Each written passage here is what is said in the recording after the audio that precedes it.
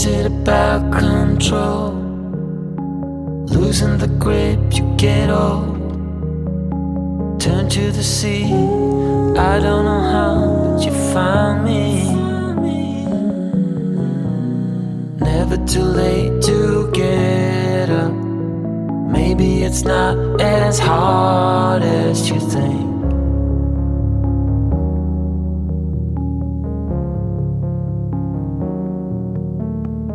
Some things you cannot change. You feel it but out of range. Your mind is at war, trying to find the answer. You look from every angle. This time I promise you it runs deep, yeah. This is hardwired, and I don't care about the fact that I don't belong here. And every time I close my eyes, still it's hardwired. Oh, this is hardwired.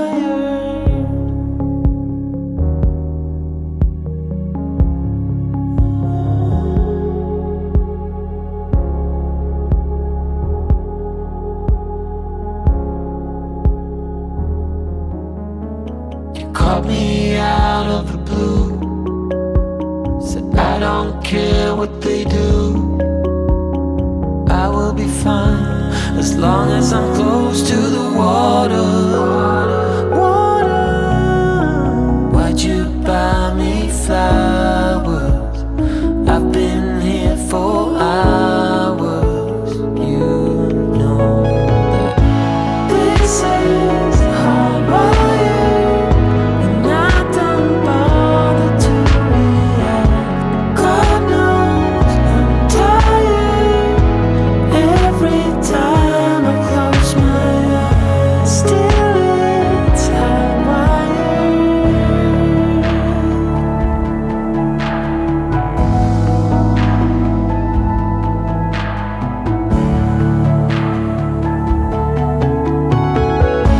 This is hardwired, and I don't care about the fact that I don't belong here.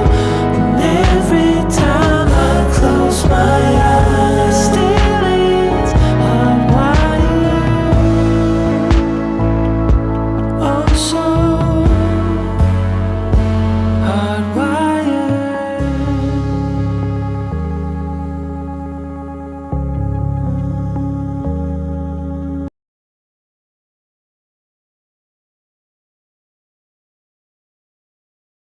Today is the beginning of the end and the start of a new beginning.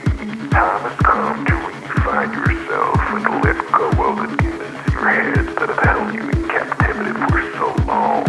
It's time to flip the page and prove them wrong. It's time for rebirth. Yeah, time's up to say goodbye to all the haters, doubters, and non-believers trying to bring you down. In the blink of an eye, you'll realize that there's so much more to the book than the page.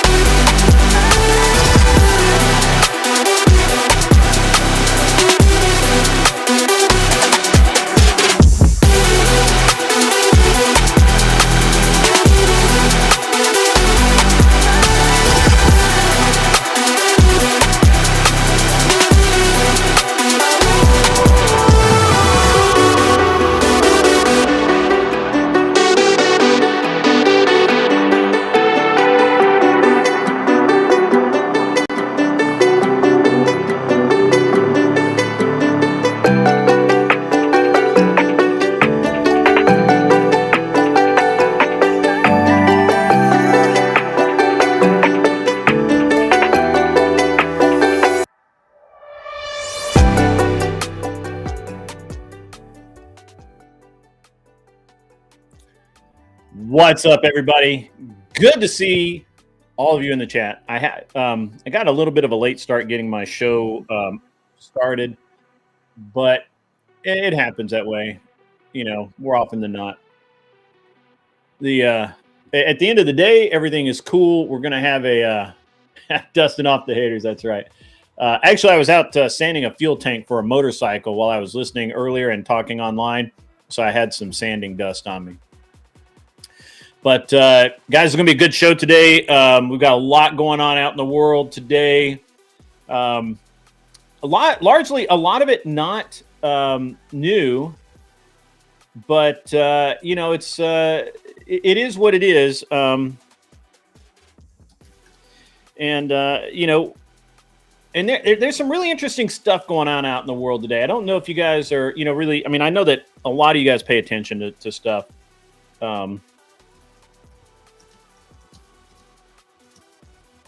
Sorry, guys, just got to type some stuff here.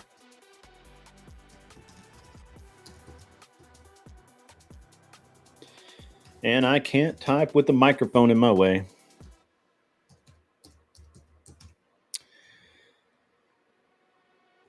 All right. Boom. All right, so we've got a lot of stuff to talk about today. We've had a great few days here.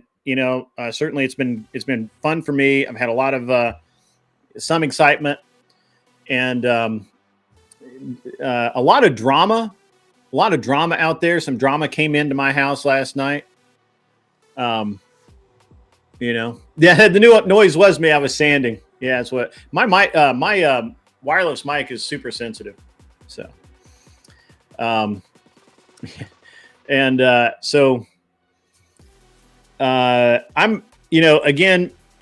generally I don't engage in it. I will if I have to. It's not like I won't engage in drama. It's not like I won't take up for myself. It's not like I won't make things happen. But at the same time, I don't start it, and I don't really care that much about it. So at the end of the day, if people want to be dicks, I can be just as big a dick, and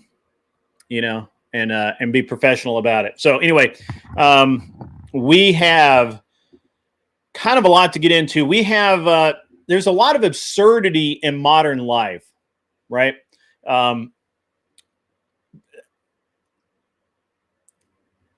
There's just a lot of real insanity, right? Like the grind feels like it's eternal, and maybe it should. I actually had a conversation with somebody about that the other day, and I'm going to talk about that here shortly. We have a lot of stuff going on out there that can be interpreted in many different ways, and it's very interesting to me because interacting with so many different people, how different people view the same thing and how fucked up they are about it when they don't really necessarily need to be. At the end of hey, Mara Kate, good to see you. Good to see you. For those of you guys that don't know, I did whatever Sunday night. I've been, and then Monday I did Prime Kai. I've been on a bunch of panel shows in between. Last night I did my normal Wednesday night show. Had a great show last night. Really was a lot of fun. And a lot of drama. We had some drama come into the house last night. We took care of it. We'll see. We'll keep going. At the end of the day, I'm just here to entertain you guys. I really don't give a fuck about any of this other non-essential bullshit. I don't care about clout chasing. I don't care about being the next Sarah, handling all the debates, making a bunch of money. I don't care about, I honestly don't give a shit about most of it. Now, if I want to, if I feel like putting the energy into it and building a platform to do so, I could take over. It's not even in doubt. Like, nobody should doubt that at all. Maybe that's why these people are kind of coming at me in the way that they're coming at me. that just shows them how fucking desperate they are. And they need to stop. They need to take a step back. They need to look at themselves. They need to think about how to be a better human being. And we'll get into that as well a little later. But for right now, let's talk about the top absurd as fuck headlines today, right? The 9 to 5 rebellion is going viral, guys. Some fed up dude melted down over the soul-crushing garbage of daily work life has been blowing up. I don't know if you guys have seen it. I don't have it. I thought I had it. I don't have it, but go look for it. 4,000 plus likes and grow and counting. What's the point? He asked. He's basically just echoing what so many people are screaming in their cubicles on every Monday morning. All right, we got a super chat coming on.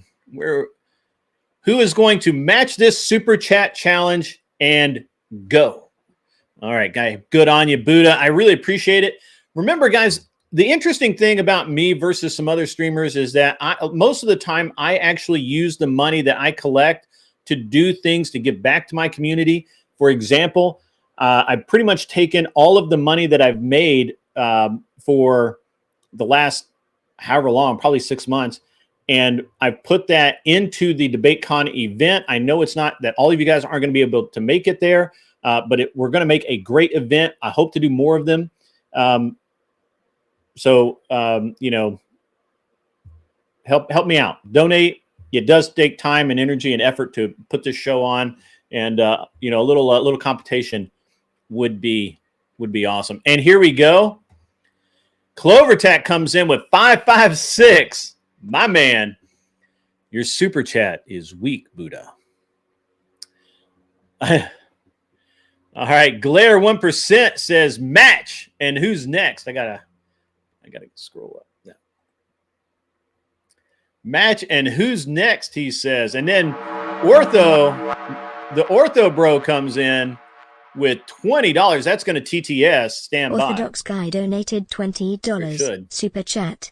Thanks for coming to the show and being Chad 1. Remember Solid Gold Chariot.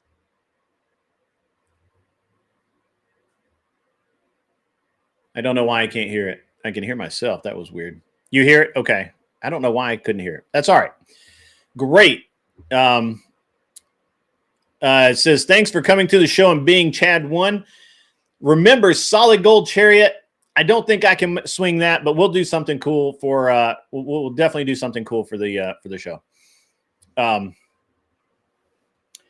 Abe Dinkus, I get it, man. I understand that you can't afford it this year. Hey,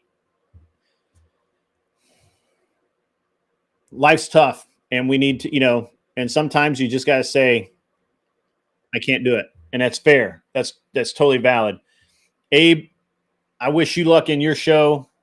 I catch it when I can. Honestly, I can't catch it very often. I want to, I just can't.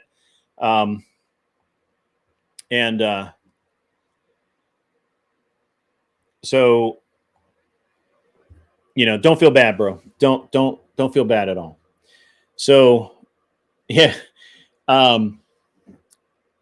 Really appreciate you, Orthodox Guy. That's awesome.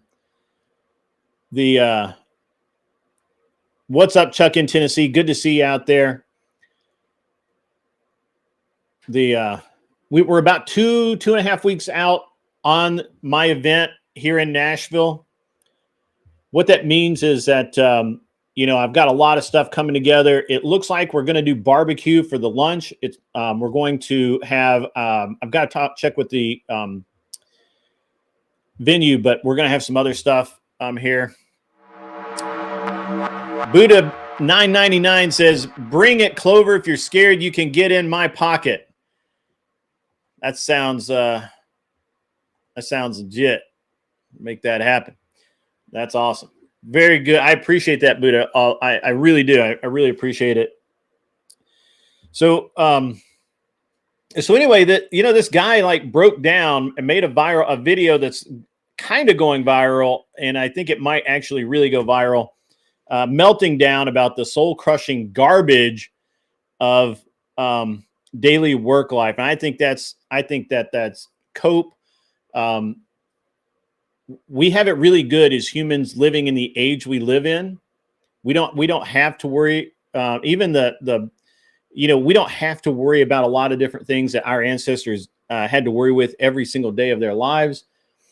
And we've gotten to the point that where we're so weak now that when, that we literally have a term called food insecurity as a mental condition. And that to me is fucked up, right? Like that's really bad.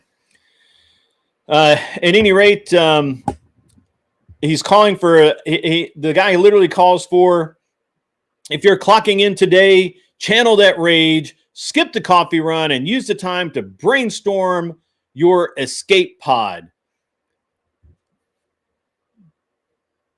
Maybe he means do Uber. I'm not really sure.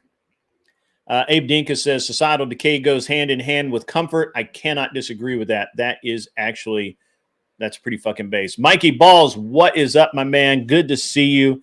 Unfortunately I didn't get to see Mikey Ball's news program today because I was otherwise engaged and busy. But that's okay. So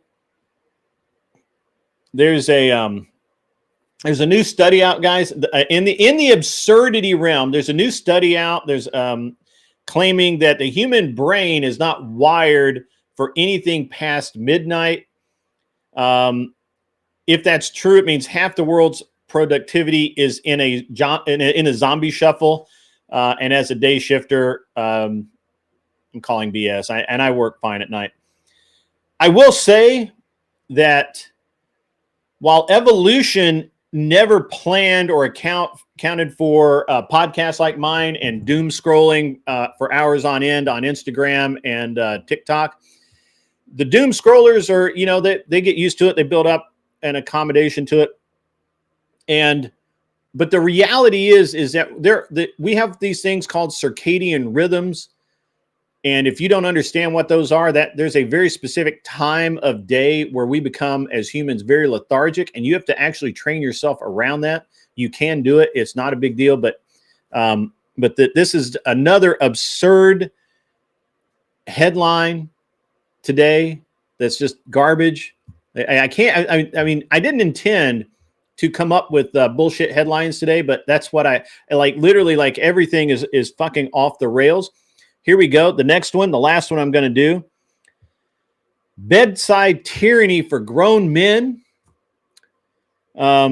Social media is roasting the idea of adults with bedtimes like it's a conspiracy. Now, we all know this is a near and dear issue to my heart because we all know that at 11 o'clock, I turn into a pumpkin. If I go much past that,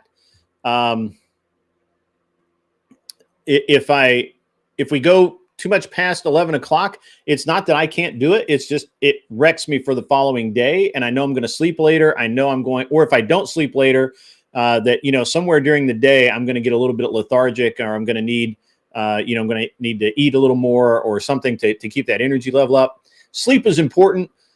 Regular sleep, having a regular schedule is also very important in life. And I just don't understand why people don't just know that. That seems like one of those things that just should be common knowledge, if you will.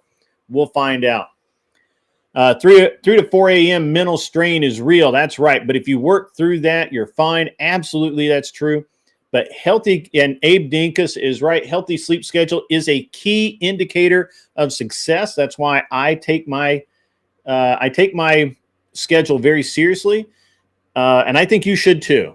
Right? We will all be better people if we engage every day as well rested as we can be, with as much energy as we can have, and with the best positive mental attitude that we can manage. So these were the absurd headlines of the day, guys. I don't normally do things like that, but it was amazing, the bullshit headlines today, when we have so many other very real issues. We have the peace over in the Middle East. With Israel and Palestine, we have that should have been. I mean, that seems very important. We have Zelensky still standing in the way of a meaningful peace talk with Russia. So there's nothing going forward or backward over in Ukraine. Natalia says, Griddles be preaching to me. Healthy sleep schedule. Don't know her. Right. Well, Natalie, I'm telling you, it really is a big thing. And you know that women actually need more rest than men.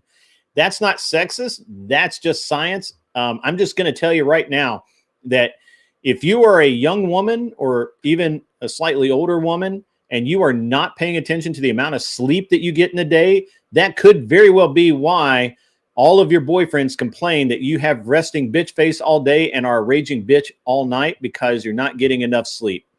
Women need their sleep more than men, and they need more of it, and they need more regular sleep. You will have a much better relationship in every aspect of your life if you pay attention to your sleep schedule. If people paid as much attention to their sleep schedule as they do their diet, that would move the needle tremendously in relationships and everything else. I'm just saying, if you don't believe, you don't have to believe me. Just believe the science. Go look it up for yourself. And that's what's up. Babe Dinkus, I understand you don't have a healthy sleep schedule, but you know what one is, right? I understand. I get that. All right. So my day shift streams keep rolling. I've been considering going back to the three episode a week format, doing Monday, Wednesday, Friday instead of Monday, Thursday. We'll see. I don't know. I got to check. I just got to see how my schedule is going to work. That's Cope TVT. I keep a very healthy sleep schedule as much as possible. So now I will say also that as myself, I actually only sleep about 5 hours at a time. So if I go to bed at 10 o'clock, at 3 o'clock in the morning, I'm up. Now I can go back to sleep kinda and get back up at 5:30 or maybe even 6. But I sleep in 5-hour increments for the most part. If I'm super tired, if I've done something really stressful, or maybe I didn't get a couple of nights sleep, then I can sleep like 8 hours. But it is like it's very impressive if I can sleep past 7 o'clock in the morning. I never make it past 9 o'clock in the morning I just can't sleep anymore. I'm up. I don't care how little sleep I've had. So I'll be the first to admit that, yes, I keep a regular sleep schedule, but it's not the healthiest. I probably need 6 to 7 hours, and I really can only get about 5 hours before I wake up. So, and that's just programming. It just is the way it is. Right. And I normally wake up every day at 5:30 no matter what. So I'm trolling the incubus succubus. Can't catch me. I'm too fast. Could be. What's up, Healthy Hound? How are you? Or Helping Hound? How are you? Yeah. All right. So again, the day shift stream is going to keep rolling. We're going to keep doing it. I think I'm going to start doing guests as well. I'm going to try here in a minute to reach out to some Bella or Sky and see if they can jump on and just talk some shit for a little while. We'll see. Maybe not. We'll find out. As you all know, I have very little filter. It's not zero. There is a little tiny bit of filter there, but there isn't a whole lot. And I'm really trying to help. I'm really trying to beef that up a little bit, but because it seems like we have a lot of very special little girls out there that need to be talked to in a very, very calm and pleasant manner. They can't take it. That's fine, right? All right, so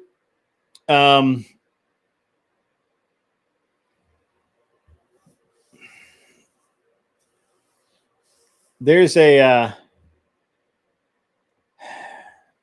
kind of got ahead of myself, and my notes are no longer making sense. So, but that's okay.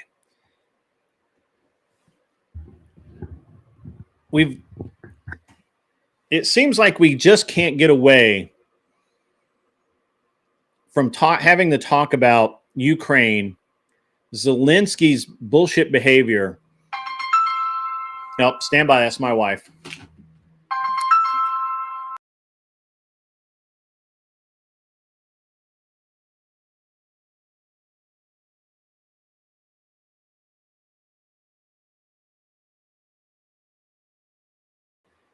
This is embarrassing. I kept my wife's. I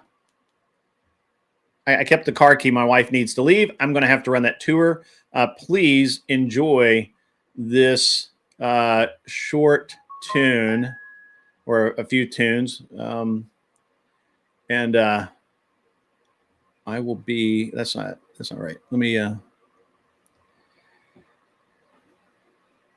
What is going on here? Why is my music all messed up?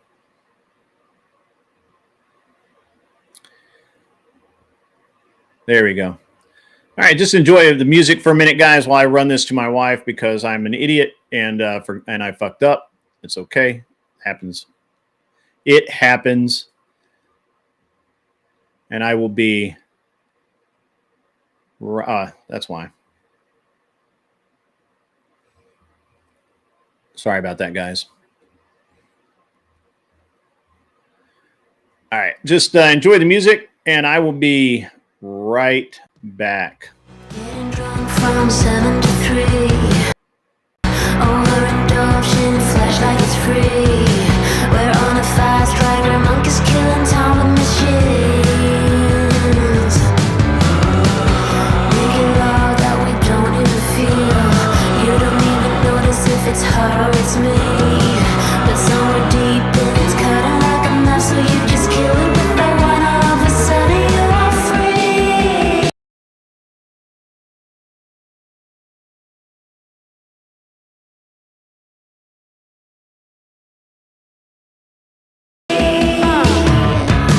You call your mom and say, hey, it's me. I just need some more mommy money. I'm gonna spend it, filling up my house, my face, my body, and my tongue, 'cause I just wanna feel good. Using all that's left, somewhere in your chest, on your sweetheart hidden mist.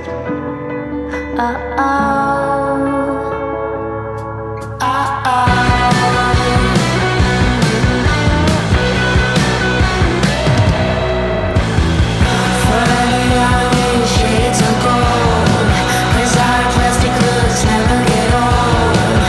Getting kicks from coffee on the go. When you fuck it up good. And all you ever understood. Wanna get close, wanna find a little calm. Now the world is turning dark, so you just do what you do. Using all that's left.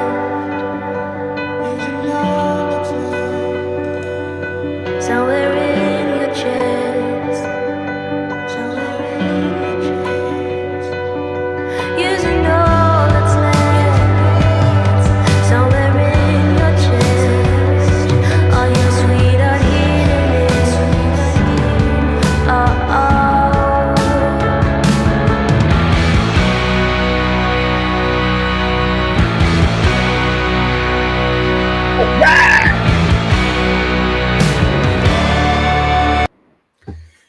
All right. What's up? I'm back. No big deal. I just had the car key. Just fine. It was quick. I ran. All right. Now I forget where I was at. It doesn't matter. So we're talking about Zelensky, Ukraine, Russia. Shit's never gonna be right. It just isn't. I'm just telling you. Zelensky's the biggest obstacle to peace between Ukraine and Russia. Don't know what to do about it. I don't know what Trump can do about it. But we'll see. We'll see what happens. It's going to be really interesting. Yeah, I'm not out of breath. Yeah. It was, yeah, it's all right. So it's going to be interesting. I think the war that everyone's mad about Trump and the this blowing up the cigarette boats and stuff. Which is that weird? Is it just me or is that weird? They're drug dealers. What? Like, and they're foreign drug dealers. Like, these aren't even American. Like, all right, I can understand. Yes, crazy mama. I've lost 30 pounds, and I'm still losing. So I started at 243 when I got back in June, I think, or July from Alaska. I was the heaviest I'd ever been. Of course, I'd just come off a cruise, eating a lot of really good food and all of that. So it was the heaviest I'd ever been at 243. I'm at 214 right now, and I should be. I should hit. I'd like to hit 210, so pretty soon, and then maybe 205, and ultimately I'd like to be right around my high school weight of 195. So.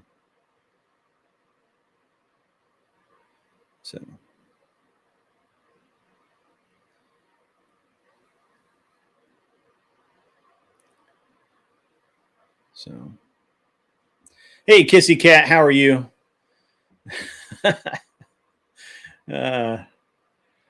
So yeah, that's what's up with the losing of weight thing. Yeah, I've lost quite a bit. I mean, I gained a lot because I got injured, and I just needed to get that back off, and now I can continue to get back into a shape. So yeah. So anyway,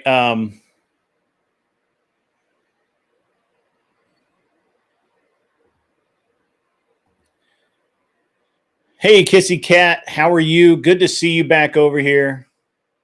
No, you're fine. You're fine. What's up, TVT? Good to see you, man. You don't have to leave, man. Just hang out. You're cool. Everybody's cool.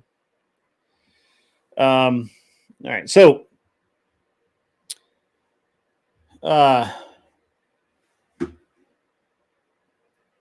man, I did kind of get myself off. I got myself off topic. Nobody got me off topic. I got myself off topic. What's up, Hawaiian CC? Good to see you. So, man,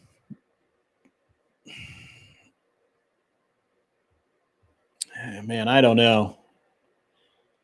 This is there's always this kind of like power struggle, I guess, or political nonsense that goes on. I know we were talking Ukraine. I just don't know what else to say about Ukraine, Mikey. I mean, Zelensky's the biggest obstacle to getting peace there. The drone strikes are just getting out of hand on both sides. They're losing a lot of humans right now. Like, I don't think that people really understand, that there's a lot of humans being lost every day, and it's getting really, really bad. So I don't know. Yeah, can we all get along together? I mean, I would think so. I mean, we're all pretty similar. What's up, Only a Mr. Bill? Good to see you out there too. Yeah, Trump canceled the meeting with Putin. I mean, but again, why is it? There's no benefit to having. There's no benefit to having a meeting with Putin when Zelensky is not dealing at all. Like, it's a waste of time, and Trump knows that. Trump's not going to spend the political capital. He's not going to make that investment knowing that it's not going to pay off, right? Yeah, the EBT. We can talk about the EBT Fight Club. Yeah, people are getting like really concerned now, and I don't know if you guys have seen some of the memes going around where, the Democrats are like, "Hey, we just want all of this stuff in here," and put back in the spending bill, but they still won't pass it. It's crazy. It's nuts. Yeah, Mikey Balls. Yeah, Zelensky doesn't want to come to the table, and so since Zelensky doesn't want to come to the table, Trump isn't going to go and burn up, whatever credit he has with Putin for an empty meeting. Like, that's dumb. Don't do that. So, the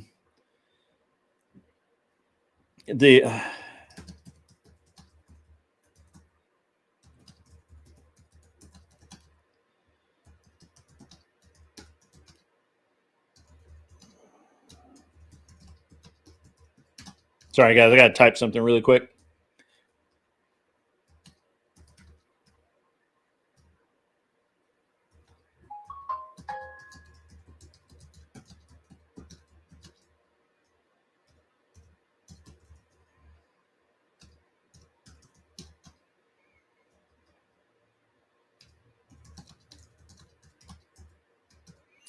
I do apologize. It's very unprofessional of me, but then again, I'm not sure that I am a professional at this. I'm getting better at it, but I don't think I'm actually quite pro yet. So the yeah, I really am actually working. I'm like I've been busy all day. So really appreciate everybody's support. One of the things that I really try to do is I try and be very honest and forthcoming with all of you. If I make a mistake, I'll admit to it. If I tell you something that's not true, it's certainly, I don't mean to tell you something not true, but certainly I can make mistakes. If I tell you something that maybe is only half of the information, it's not that I was concealing something. It's that, maybe I didn't know, or maybe I didn't think it was important enough to include. It's very interesting how people are in today's society tend to look at each other and how they tend to interact with each other. And I think that it's really toxic right now. And I don't think it's very productive, which is a weird thing for me to say, but I'm going to call out the toxicity wherever I see it. I can have a meaningful conversation. I had a meaningful conversation with Connor at Counterpoints. And even though I don't like Connor, I do not I think that he is a disingenuous, fake person. That's my thought. Now, is he? I don't know. He is that to me, right? He doesn't, I don't like his point of view, and I'm very vocal about that. So, all right. Have you guys seen the memes about them destroying the White House? Have you seen that with Nancy Pelosi over there? Remember, this is your house. This isn't his house. That's pretty funny too. I don't know if you guys have paid much attention to it, but it's the liberal tears never cease to flow over shit that don't matter, right? So they're all crying over the $200 million construction project to build or rebuild a ballroom or expand the ballroom. I'm not really sure which that is. A lot of controversy, a lot of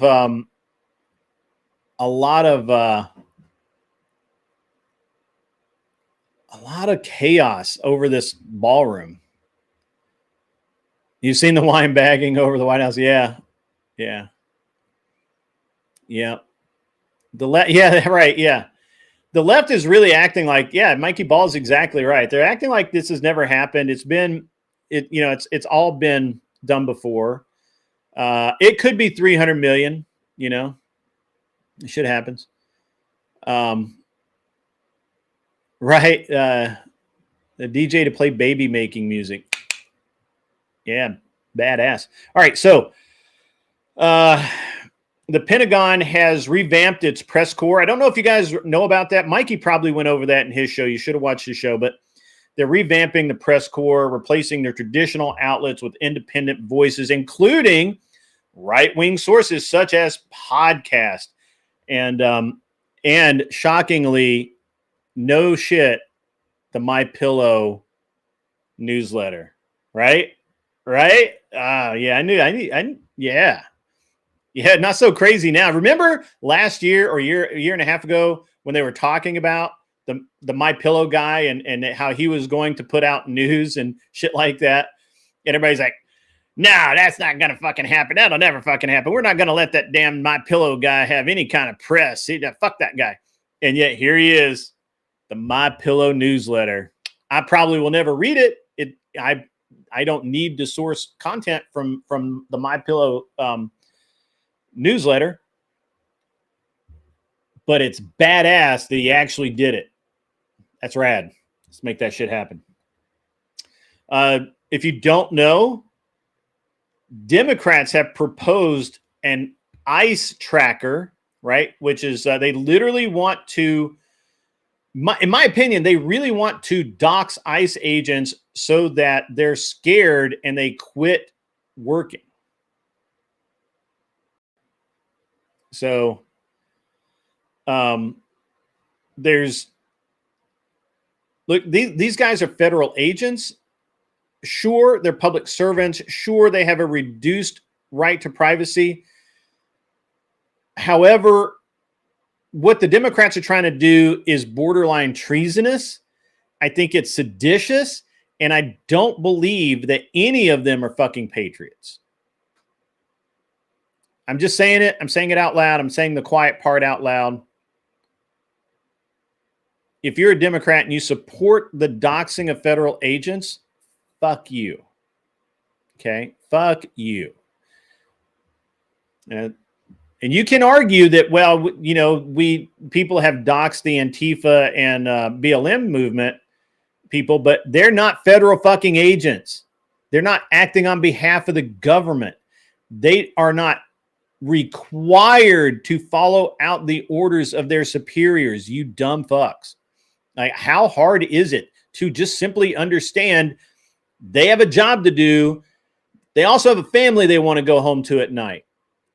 Antifa protesting is not their fucking job unless you want to admit that Soros and you know, all of these other people are paying. And now if you want to admit that these fuckers are employees, right, from a legit terrorist organization drawing a paycheck to create and wreak havoc in our country, if you want to admit that, then maybe you have a leg to stand on. But until then, Antifa are simply terrorists. They're a terrorist organization that does not enjoy any federal protections. So fuck them. ICE agents are federal officers doing a job given to them by their superiors. And you should not dox the police officers while they're doing their job. Now, that said, when every person that they arrest should have the arresting officer's name and badge number. That should all be in the report. That's all public information. That's all things that I don't have any problem with that. But just randomly doxing federal agents is not cool. It is, in my opinion, it's sedition. You are directly acting against the best interest of the United States of America. Fight me on it. Sorry, I didn't mean to get. I can get rolling on that one, buddy. I can get rolling. All right, so Biden is back in the news, and this time not for his incompetency, but because he has completed a cancer treatment. Big shocker there. And there are more and more investigations, and even I believe an upcoming trial. I believe there's an upcoming trial or a hearing, I think, in the Senate. Is it in the Senate, Mikey, where they are, or maybe it's the House, where they're investigating they're investigating who is actually running the country during Biden's administration, because it's obvious now that they're going through the health records, now that they're looking at everything. It's obvious that this was elder abuse. The Democrats took advantage of a very, very sick and ill man that had no fucking idea what he was doing. It's a travesty. It is evil. It shouldn't have been done. And I I believe it is the House as well. I don't know why I always say the Senate, but anyway, doesn't matter. I thought, yeah. So the House is investigating this. I think Mikey's right on that. And I hope people go to jail over this. And I don't mean, Club Fed. I mean federal pound me in the ass max security prison where they put all of the really, really, really bad people. Like, they should open up a special wing in Guantanamo for all of the people that literally fucked over their country, betrayed everything America stands for to put a puppet president in office, and then abuse that poor man for 4 years. That dude didn't even know where the fuck he was.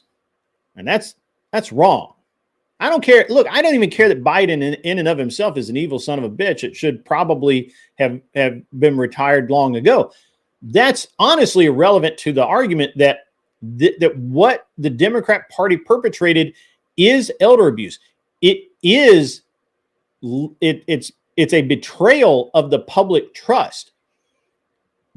Right, Mikey Ball, they absolutely knew his condition. They absolutely took advantage of it. They absolutely manipulated the system. It is wrong. It is fucked up. And it needs to be called out, and they need to suffer the consequences of those actions. I cannot believe that I'm even having to say this part out loud.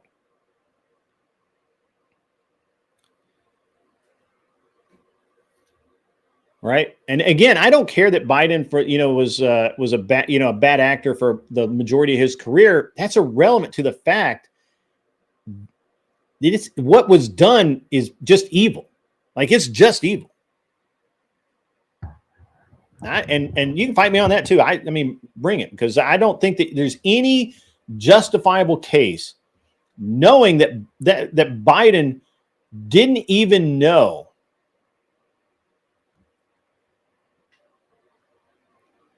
Biden probably didn't even know he was president.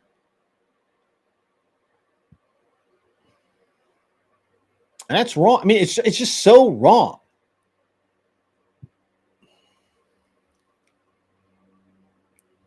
And you know what? It was when I thought Biden was actually running things, it was actually easier to be unhappy about it. But it was easier to also understand, right? Because Biden's Biden. But now that it's coming out for sure, 100%, that he was a pawn, he was being used by everybody, all the Democrats, every single one of those fuckers knew it. Right. Dianne Feinstein, same thing. Look at how poor her health was for years, and people were still keeping her in office. This is wrong, people. This is elder abuse. This is predatory. It's really bad. I digress. The House Judiciary Committee has referred ex-CIA Director John Brennan to the DOJ for false statements. Now, what that means is that he lied. They know he lied. And now they're trying to decide whether to actually charge him or to handle it in-house.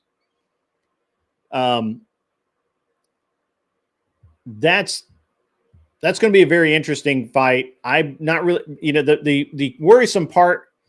The worrisome part here is he knows where some bodies are buried. He's got some pull. He's got some leverage. We're going to see how far this really goes, for sure. All right, now let's.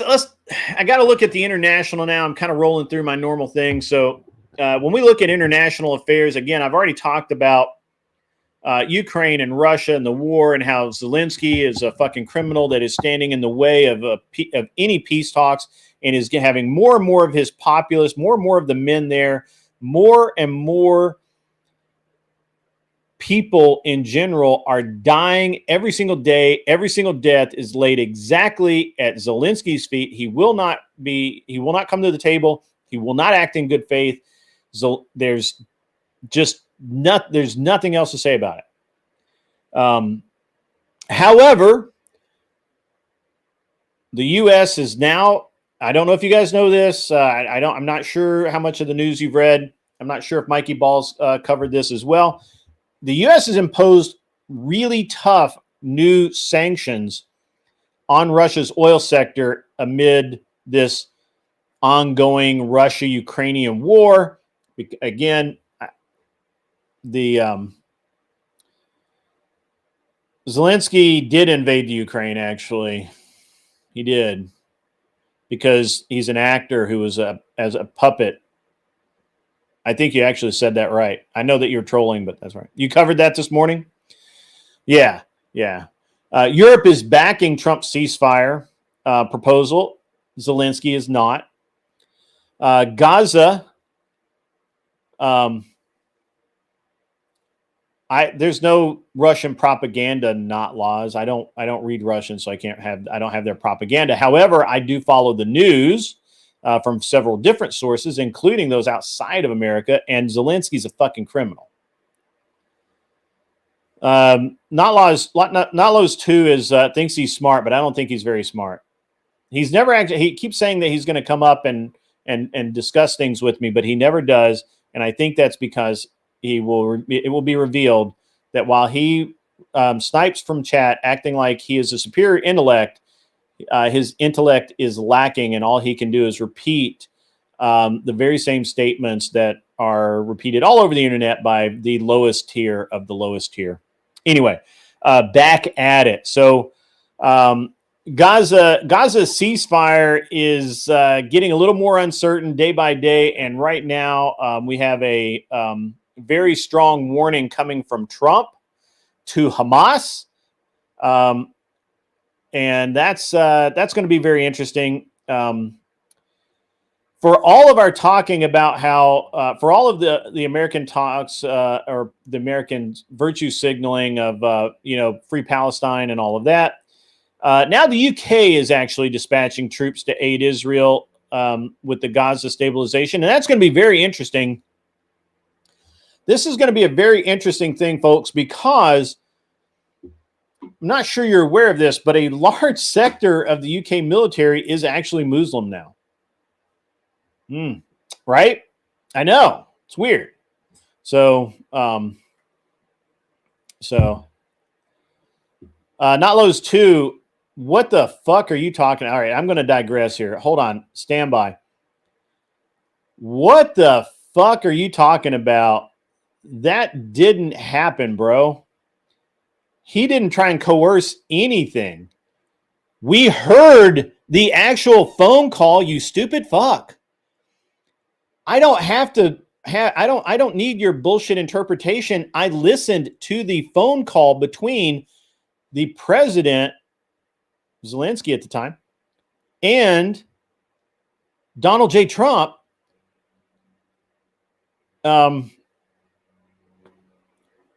What are you drunk? Are you high?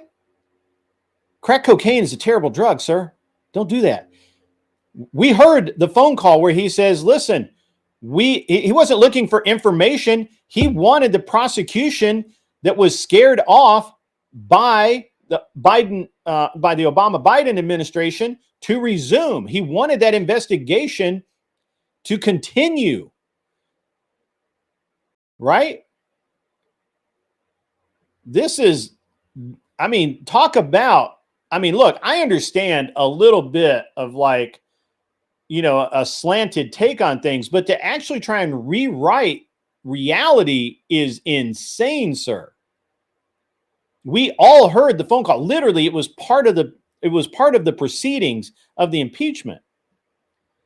Yeah, he wanted the investigation to continue. He literally said, get a new prosecutor on it because the original prosecutor was told to fuck off or there would be consequences by Obama-Biden administration. Bro, crack is bad. Okay. He's European. Yeah, that's what it is. Yeah.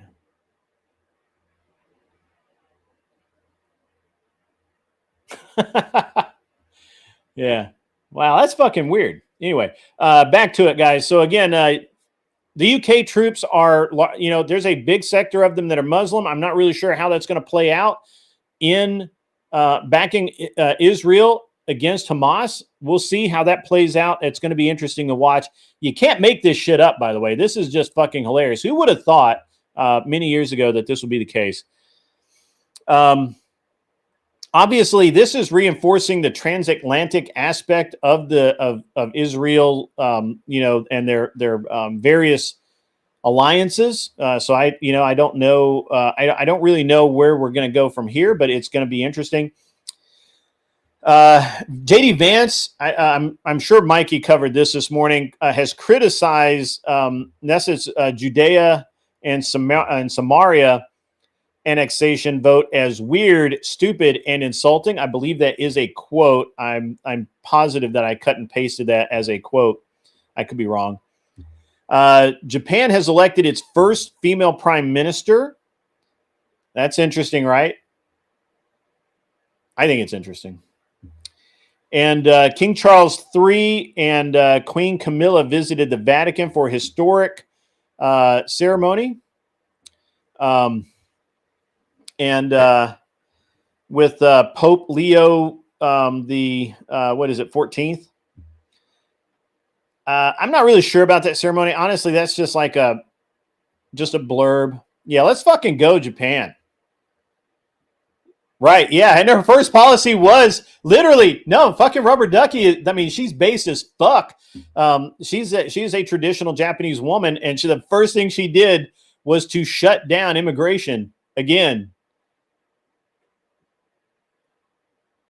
Yeah, right? Homogenous culture.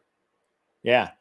Yeah. All of you virtue signaling lefties out there, suck it. Right? Just suck it. That's base as fuck. It does feel some of all fears, for sure. I do think that Vance criticizing the Judea Samaria annexation vote is weird, stupid, and insulting is very interesting. So at any rate, that's actually not why they have stagnant growth. Man, I tell you, this guy's supposed to be educated, by the way.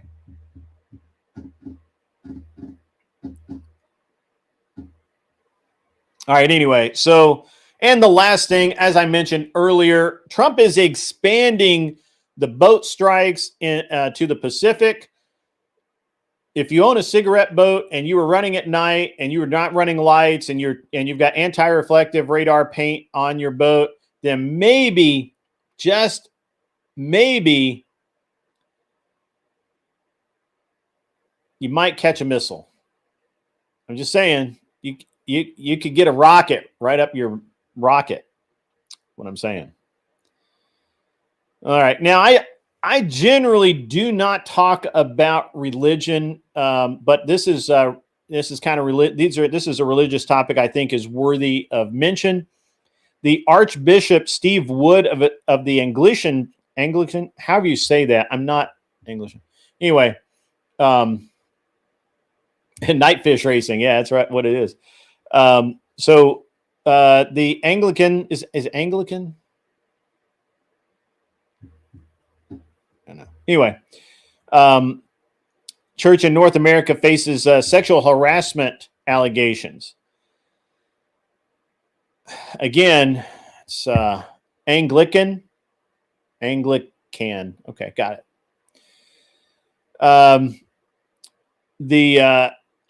I don't know. I haven't dug into it, but it seems like that there's that this has legs. I think this guy's probably going to be in a lot of trouble. I think he may go to jail. And it's going to be very interesting to see that. Again, once again, it just seems like that it should be second nature to understand that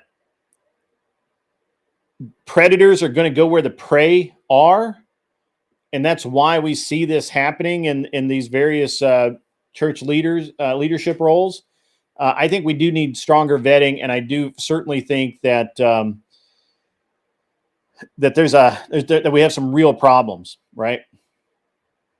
It is an all religions helping hound, correct? And that's why I was kind of getting to. On the other side of that, Catholics nationwide participated in the first day of the Respect Life novena. Pope Francis passed away 6 months ago, marking a grim anniversary for global Catholics. And letters from the victims of the Annunciation Church shooting in Minnesota were delivered to Pope Leo XIV by Archbishop Bernard Hebda. I think it's Hebda. Yeah. And anyway, the Cardinal Burke comments on fake AI generated videos amid discussions on religious freedom for 5 billion people has been very noteworthy lately. I have not watched it. I don't care anything about these specific churches, and so it's pretty. I don't know. I don't know what we can do to fix it. Not really. It's not my monkeys. It's not my circus. I don't know. Is he a German? I don't remember.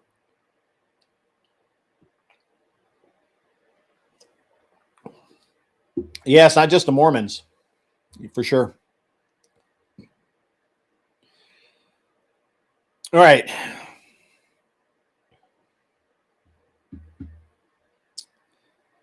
So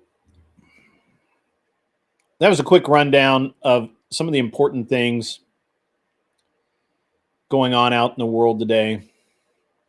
Some of them I think are really important. Some of them aren't.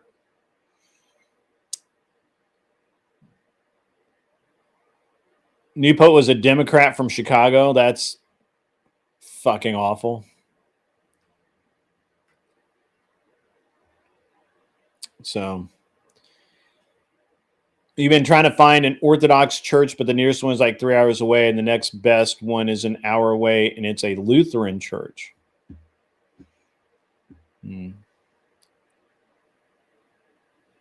They actually teach scripture. Something, yeah. I mean, California, man, it's rough. It's rough, bro. It's really rough.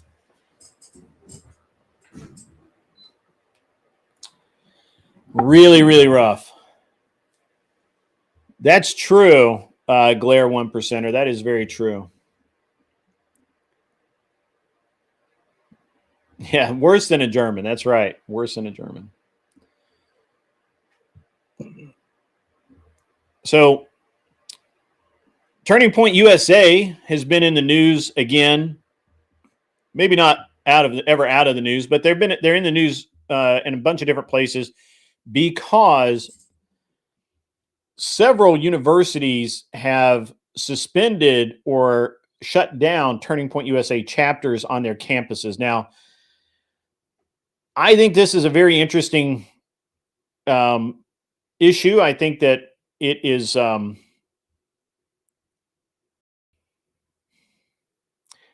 because I'm not a free speech absolutist, I don't know that they have a free speech right to have that, but I do believe they have the right to assemble.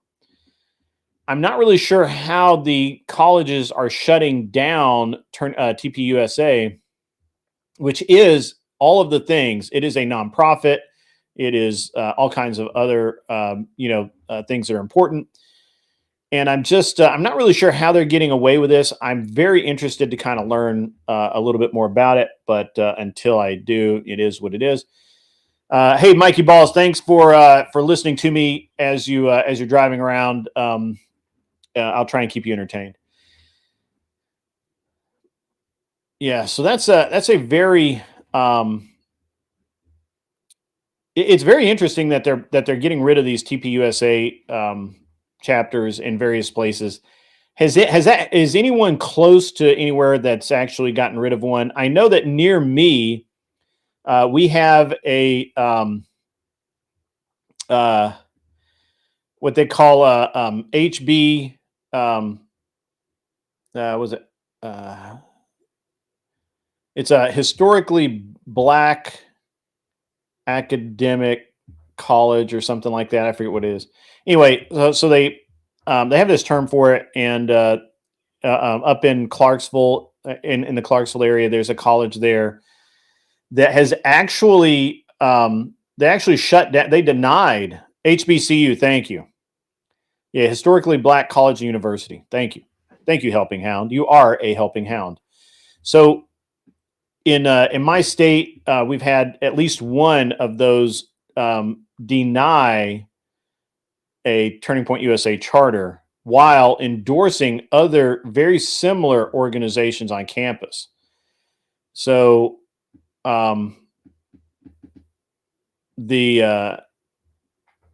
it's just a very interesting thing to me. I'm not really sure why that they're deciding to do this, but it is what it is. That's fine. I'm sure that they will. There's workarounds there. If you haven't seen the social media lately, there's a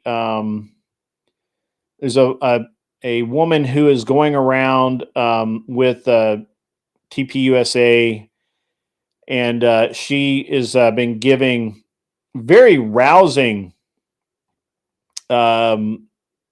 speeches supporting Charlie Kirk, and I can't think of her name right off the top of my head, but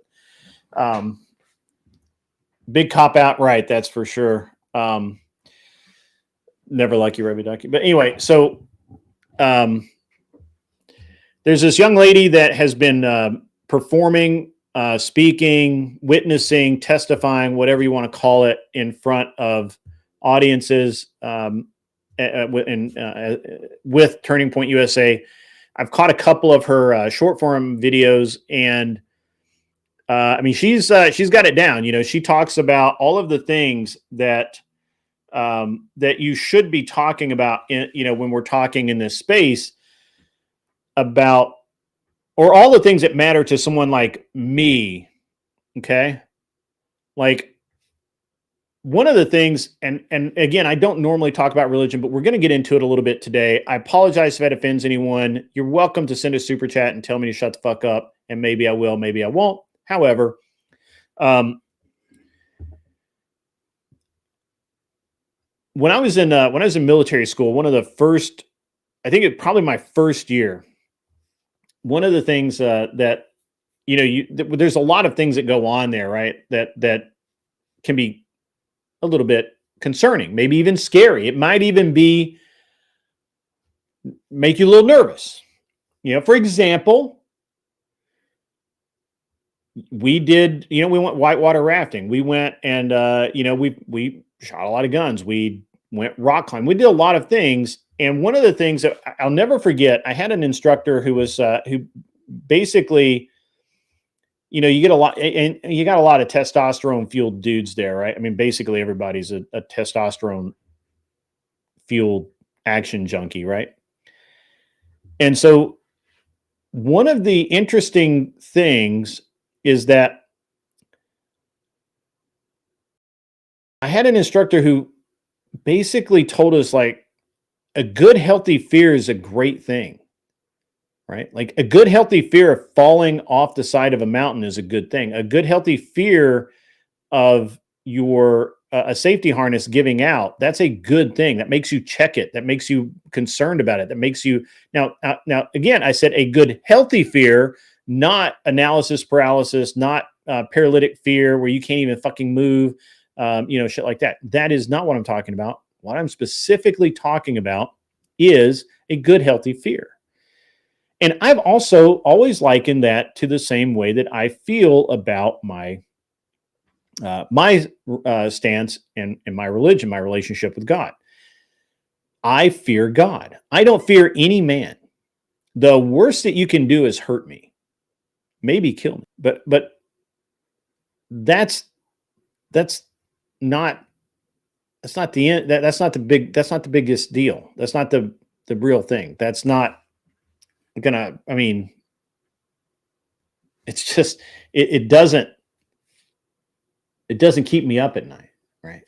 Like, I fear God. I don't fear other humans. And this lady has said that, and and I rarely ever hear people say that, right?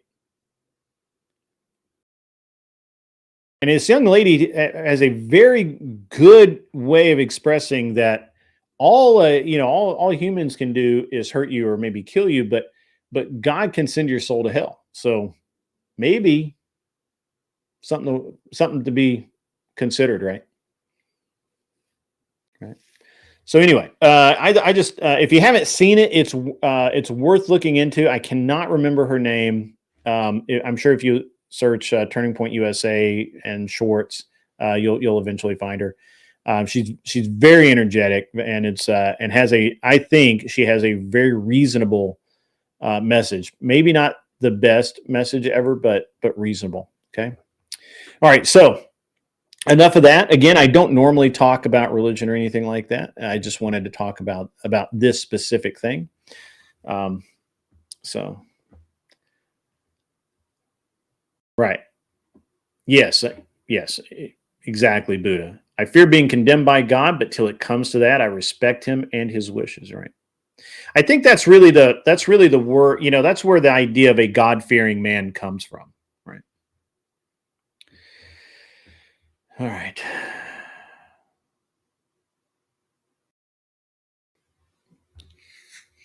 Yes, please hit the like button, hit the share, share it out to your friends, donate if you can. I don't set donate. I'm not very good at grifting. I don't set goals well enough. Matter of fact, I almost never set them, things like that. It's fine. Don't worry about it. And, but yes, definitely hit the like and share and subscribe buttons. So, all right, the last thing I'm going to talk about, and then I'm going to probably get about 15 minutes into this, and then I'm going to open up the show for guests. If you want to come up, great. If you don't want to come up, that's fine too. No harm, no foul. If you do come up, you will be required to either be known to the channel or cam up.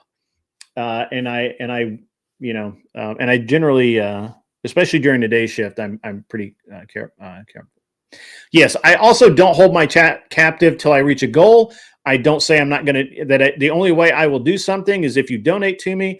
I will never do that. I will never say that. There's no, that's not how I operate. It's okay if other people do. It's just not my speed. It's totally fine. Everybody else can do as they want to do. Now,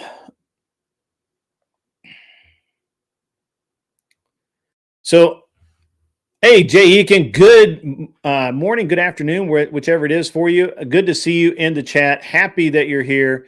And really appreciate you helping me get rated by whatever last night. That was awesome. I wish I'd had more time to hang out with those guys, but unfortunately, I had to go. And the way I went last night was very abrupt. I should apologize for that. Maybe at the end of this show, I will do so. So one of the things, guys, ladies and gentlemen, one of the biggest things you have to remember in dealing with people in general, other people, and the world in general is we choose what we allow to touch us. And by that, I mean, you can't make me mad, right? You can, I mean, if you hit me in the face, I'm going to react in a certain specific way, but just talking to me or saying some dumb shit or making a meme video or whatever. None of that bothers me. And it shouldn't bother you. The only people on the planet that can actually really make me upset is my wife and my sons. Other than that, I've gotten to a point, and I think that most people should get to this kind of point to where it's not that I don't care what they think. It's just I'm not going to live my life according to what other people want or other people say. right? Now, does that mean that I don't feel a certain way when somebody says, you're an asshole or something? Maybe. But the reality is, I don't really give a fuck,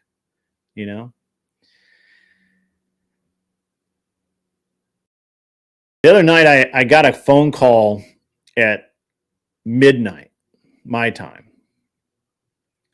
It was somebody who's been on the show, and she was having a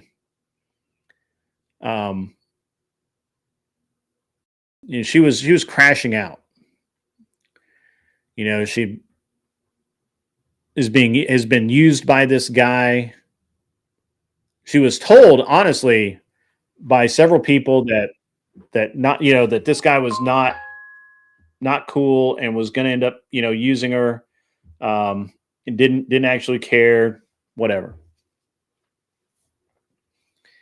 She's come to that conclusion on her own now, late, obviously, because women don't listen to people, but that's okay.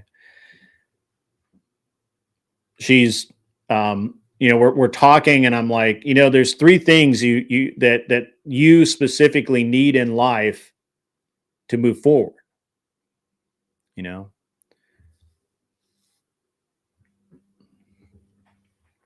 Need to get your shit together, right? Stop being angry, stop being drama, stop reacting to people, all of that shit.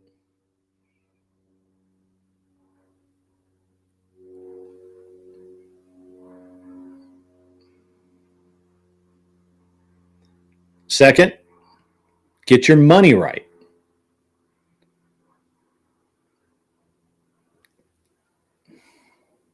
Go to work, make money. This person was telling me that they were so wound up, wrapped up, embroiled in the streamer world, in the streamer lifestyle, in the I need to be likable mindset. And they had gotten to the point where enough people had told them that they were fucked up and that they were not a good person and all of this stuff. Enough people had bullshitted them to the point they were believing it themselves. That's insane. And it was affecting their work. They weren't able to close deals. They didn't have the confidence to go in and say, I can make this deal happen. You make deals, you don't get paid.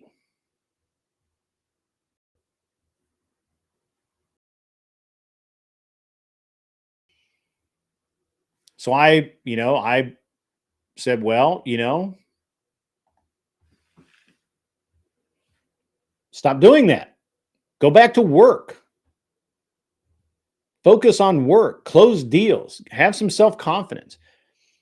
And then this is something I don't think people say enough to people when they need to say it to those people. You need to be a little selfish. You need to be a little bit selfish right now. You need to worry about your shit and getting your shit together.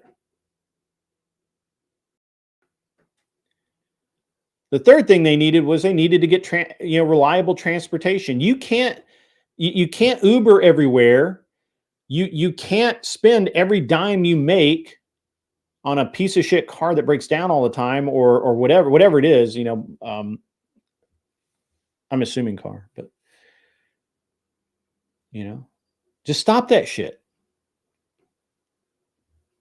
Get your shit together. Get your money right.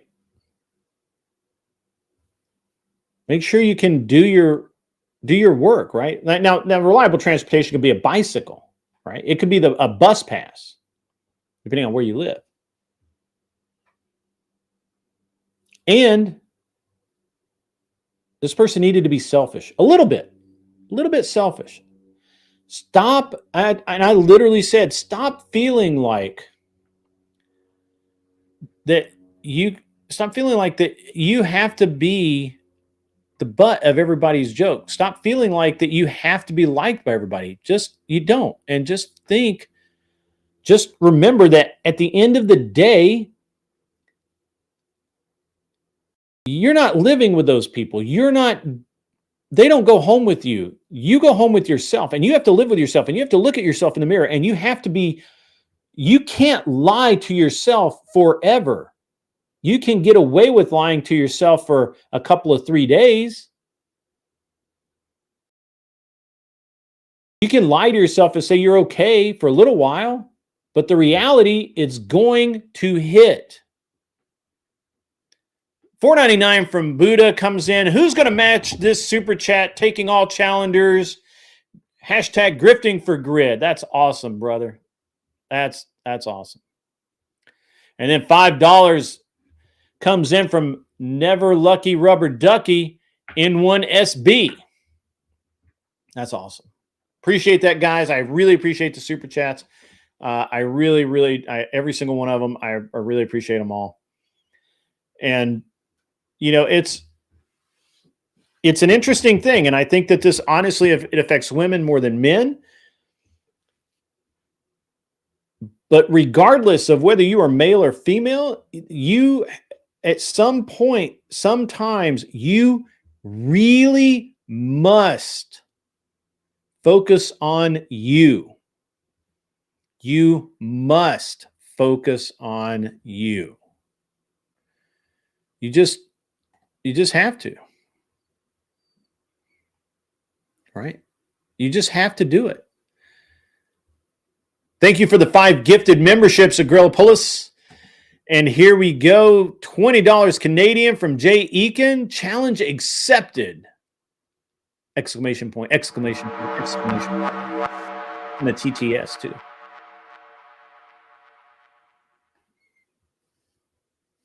I don't know why I can't hear the TTS today. That's okay.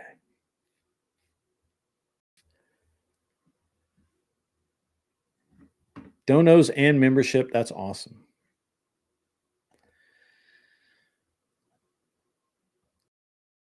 My man, Glare 1%er says, I learned a long time ago you have to look out for yourself because no one else is going to look out for you. That is partially true. Once you're married and your family will look out for you for the most part.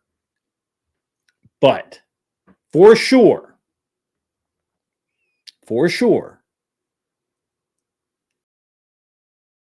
there's a time for people where they need to be a little bit selfish. Again, I'm not saying that you don't help other people. I'm not saying that, you don't help your neighbor, if their tire goes flat or their battery needs jumped off or something. I'm not saying that kind of selfish. I'm saying that when all of your friends want you to go out and fuck off, but you really need to get your shit done, or you need to go take a shower, or you need to get a good night's sleep, it's okay to just say, I can't.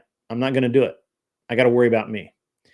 You can say that's self-centered as well. I mean, I'm not going to argue terminology here.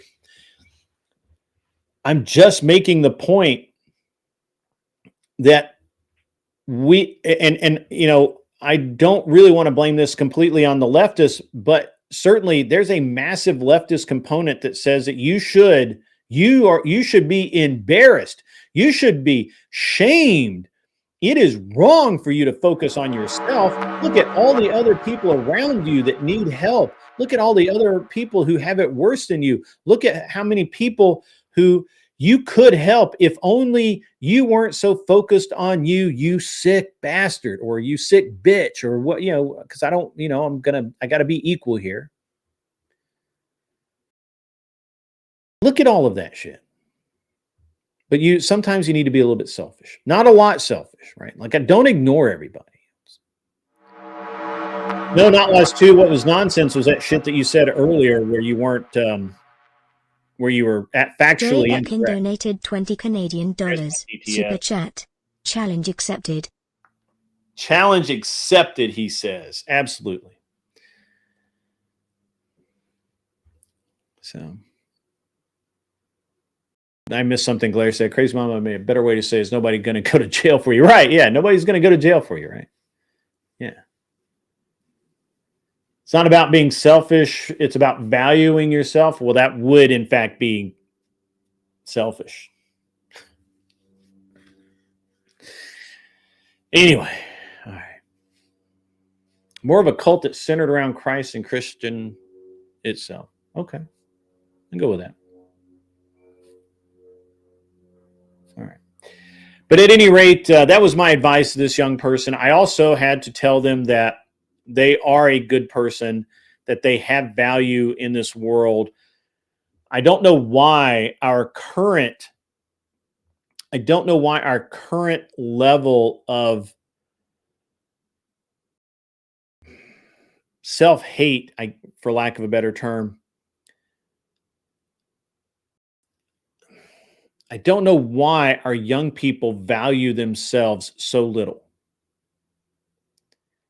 I don't understand why, when people are perfectly capable of attracting a good person in their life,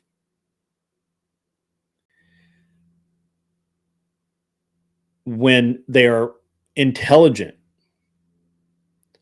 when they have all of these things going for them in life, why they allow themselves to be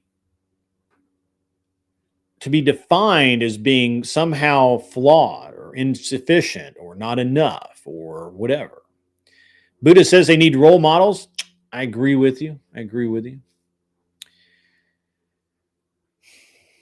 They need dads, to be honest with you. Because this is what it was. It was me literally telling a younger person in my best dad voice, you're worth something. You're valuable. You can have a real relationship. I literally had to tell him, hey, stop having sex with just randos. Like, stop it. Right? Like, value yourself. Work on yourself. Make yourself something that other people value, and live in a way that other people look at and see value in, and it will be okay. Literally had to say that. Jay Eakin, correct. Most will value the advice for about 48 hours and then they relapse. And then, a couple of weeks later, you give them the same advice, and then they go maybe they'll go 90 hours and then they'll relapse. But eventually, if you follow the fake it till you make it sort of mentality, that would be valuable, right? Like they can fake it till they make it. Because they grew up on 4chan red pill misogynistic crap where they were told that they are the victim. No, that's actually horseshit, not Lowe's too. That you really have a very warped picture. First of all, I've been kind of cagey, but this was a female that I was talking to, and second, definitely not red pill. On the other side of that spectrum. So you are every time I think that you might not be stupid, you default to the lowest level argument. You literally make basement arguments, like below where we keep the dumb shit. Like, this is where we keep the really trashy dumb shit. Please make better arguments. I enjoy, to some degree, your banter. However, it's not reality, motherfucker. This is dumb. You're literally not. You don't know what reality is. I think that you work in a very cloistered environment and probably don't have any interaction with humans other than the internet. But your arguments are literally bargain bin. Please do better. I want you to do better. Okay? Because look, if somebody's going to challenge me, which I encourage people to challenge me. I mean, I'm not always right, but if you're going to challenge me, at least make it something that's relevant and real and accurate and intelligent would also be a bonus. Correct. I am Charlie Kirk. Yeah, right. Most didn't grow up with good parents. This person I know did not. In the conversation that we have or had, this person told me that, they had a pretty decent childhood, but they feel robbed of their teenage years. And so no shit told me that they kind of keep trying to recapture their teenage years, even though they're no longer a teenager. And I'm like, hey, you're not a teenager. Don't act like one. You're an adult. Act like a grown ass person. Like, you are a grown ass human being. Be a grown ass human being. And I think a lot of people need to hear this. I thought about it. I've thought about it for a couple of days now because I wasn't really going to talk about it, but I actually believe that there's a massive number of people now that are in this same boat. They don't know anything. Like, they don't. And it's not their fault. I mean, it is their fault, but it's also not their fault because they absolutely cannot. They cannot exist in the way that they need to exist. So, Republican staffers sending texts like, I love Histler, sounds like Arrested Development to me. Do you have proof of that? Link me an article, buddy. Or actually, you can't because it'll time you out. Go to the Discord and link me an article where that happened. Okay? Go ahead. I've double dog dare you. Yeah, extracurricular is very important. Teen isn't meant to be on an Adderall-induced super being. Absolutely true. Sorry for the grammar, walking to get food and it's cold. Hey, I don't blame you, brother. So, is that Coder? No, that's not Coder. At least Coder can make a cogent and modern argument. These arguments are like 15 years old.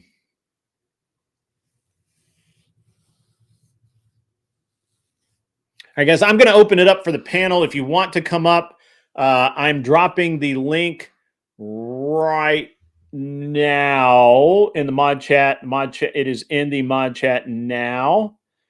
If you would like to come up, chat for a few minutes. We can talk about anything I've talked about today. We can talk about other things. It doesn't matter to me. I'm happy to have a conversation. Whoops, that's a wrong link. Let me. I could have sworn I got the right link, but I did not. I copied the wrong one. Here we go. Here's the correct one. It is there now. All you have to do is go to the Discord, go to the waiting room, ask for a link, and they will get you a link. Post it there. I don't normally do that, Fallen Heathen, but I will post a link to the Discord where you can go and get it.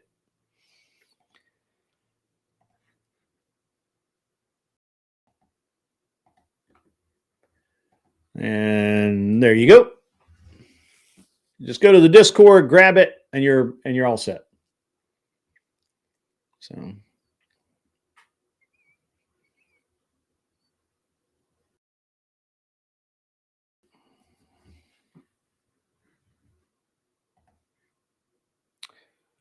check.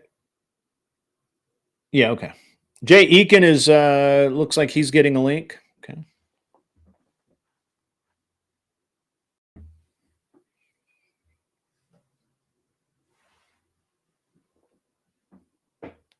Oh man, I've been stiff the last couple of days since I got back from DebateCon. I got a really cool golf lesson yesterday. It worked out well. Wow, look at that beard. What's up, Grid? How are you, Jay? Hey, you got your mic working, man. That's awesome. I'm on my laptop upstairs versus my big rig downstairs. So. Oh, okay. All right. So, that's cool. That's cool. Yeah, sorry for the screw ups last time. I'm still learning all this stuff, right? So that's totally okay, man. That's totally okay. Not that I belong in this space. Disclosure, I'm definitely not a debater whatsoever. That's okay. But I do have some opinions. But yeah, and absolutely. It's really not relatable because I'm Canadian. Having good discussions is a very worthwhile thing. But definitely, I think we're on the same page. I'm a father of 2 daughters.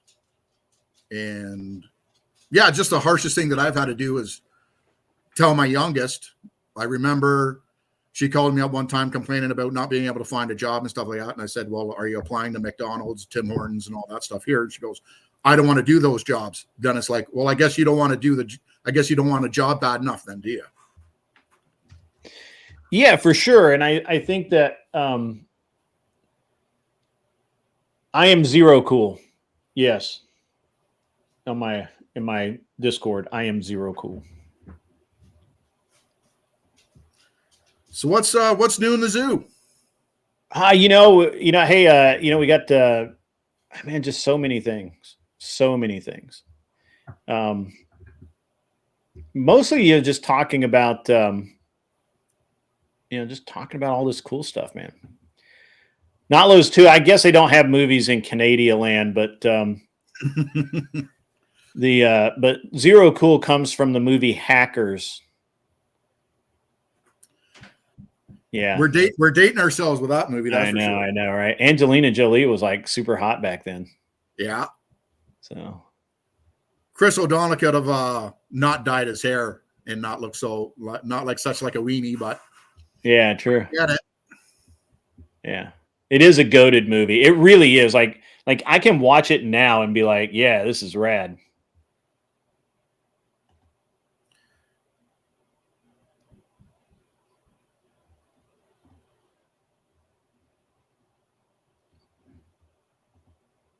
Who is sending me a direct message? And why am I not able to see it? Oh, there it is. Got it.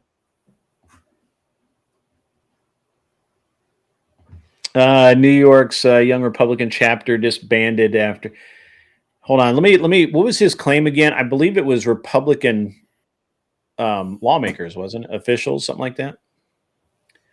The Young Republican National Federation, detailing 7 months of racist, anti-Semitic, and violent texts are reported. Let's see.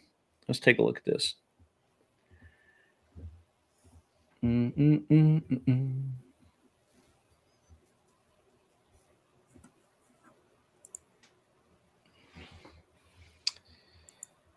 Sorry, I'm being very bad. You can talk, Jay, while I do this. No. What would you like to talk about? I don't know, man. What do you think about my? Sometimes young people need to be selfish and just work on themselves and put the rest of the world on hold. What do you think about that? I agree. Well, for the most part, I think we pretty much agree on everything. It was a couple streams ago when I think you were talking. I think it was Jake, where he was going off, where you're just like, listen, live your life. I don't care. But the minute you want to interfere with mine, it's on. Right. Right. And that's how I feel too. I'm fairly isolated. I live in a little community of about 150 people. That's rad. I like that. And I'm quite content. So I'd like to say I'm conservative, but I'm probably more of the middle, because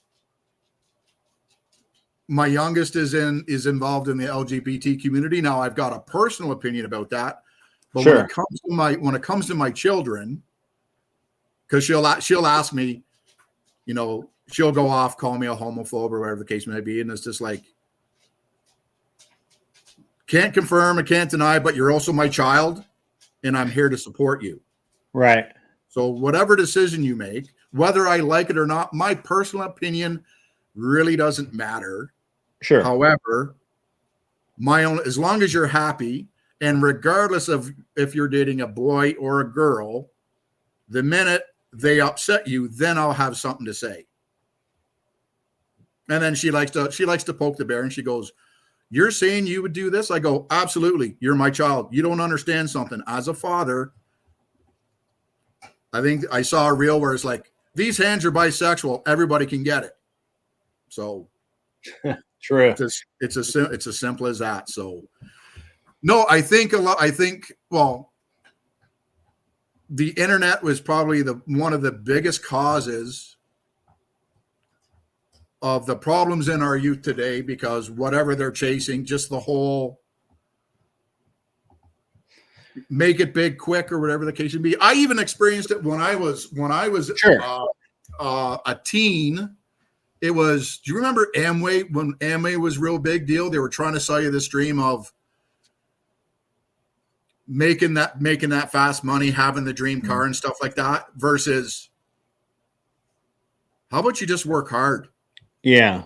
Like we're like I pumped gas for, I don't know, 10, 12 years. Well, I mean, that's a solid point. Right? I want to come back to it. So not Lowe's 2, that is not Republican officials. That's a bunch of kids in a group chat at a Young Republicans deal. I mean, are you, this is the insanity of the left, ladies and gentlemen. I'm going to post this. Everybody can go look at it. There you go. So everybody can go look at that. They weren't staffers. They're not staffers. They didn't work for anybody. Look at it. Read it. Read the shit that you sent me. I will read it for you. Here we go. It's a bunch of young kids who talked about shit in a group chat.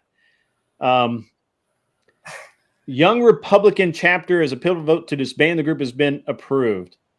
Private group chat messages were made public. Yeah, that's it. I mean, it doesn't even, I'm looking here, it doesn't actually say that they work for anyone. It's the Young Republicans Club. This is the depth of research the left does. It's a headline and it says something that's close to what they need, but it's not fucking reality.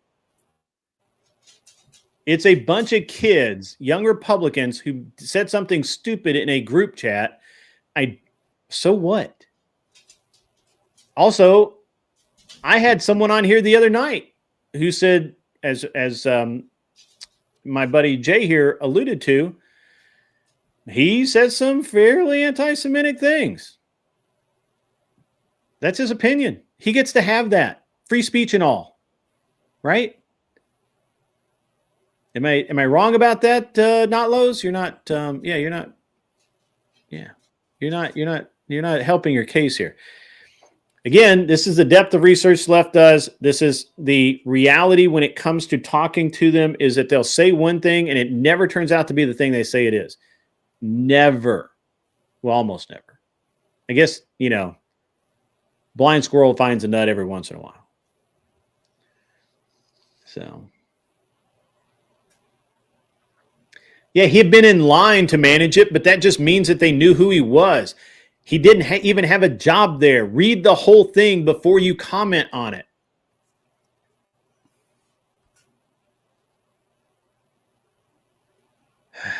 Anyway, back to you, Jay. I'm sorry about that. Yeah, it's all good.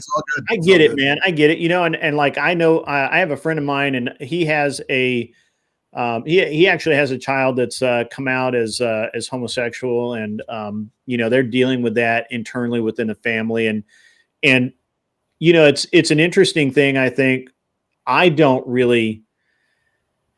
have a dog in the fight. I told him I don't care. It's none of my what do I care?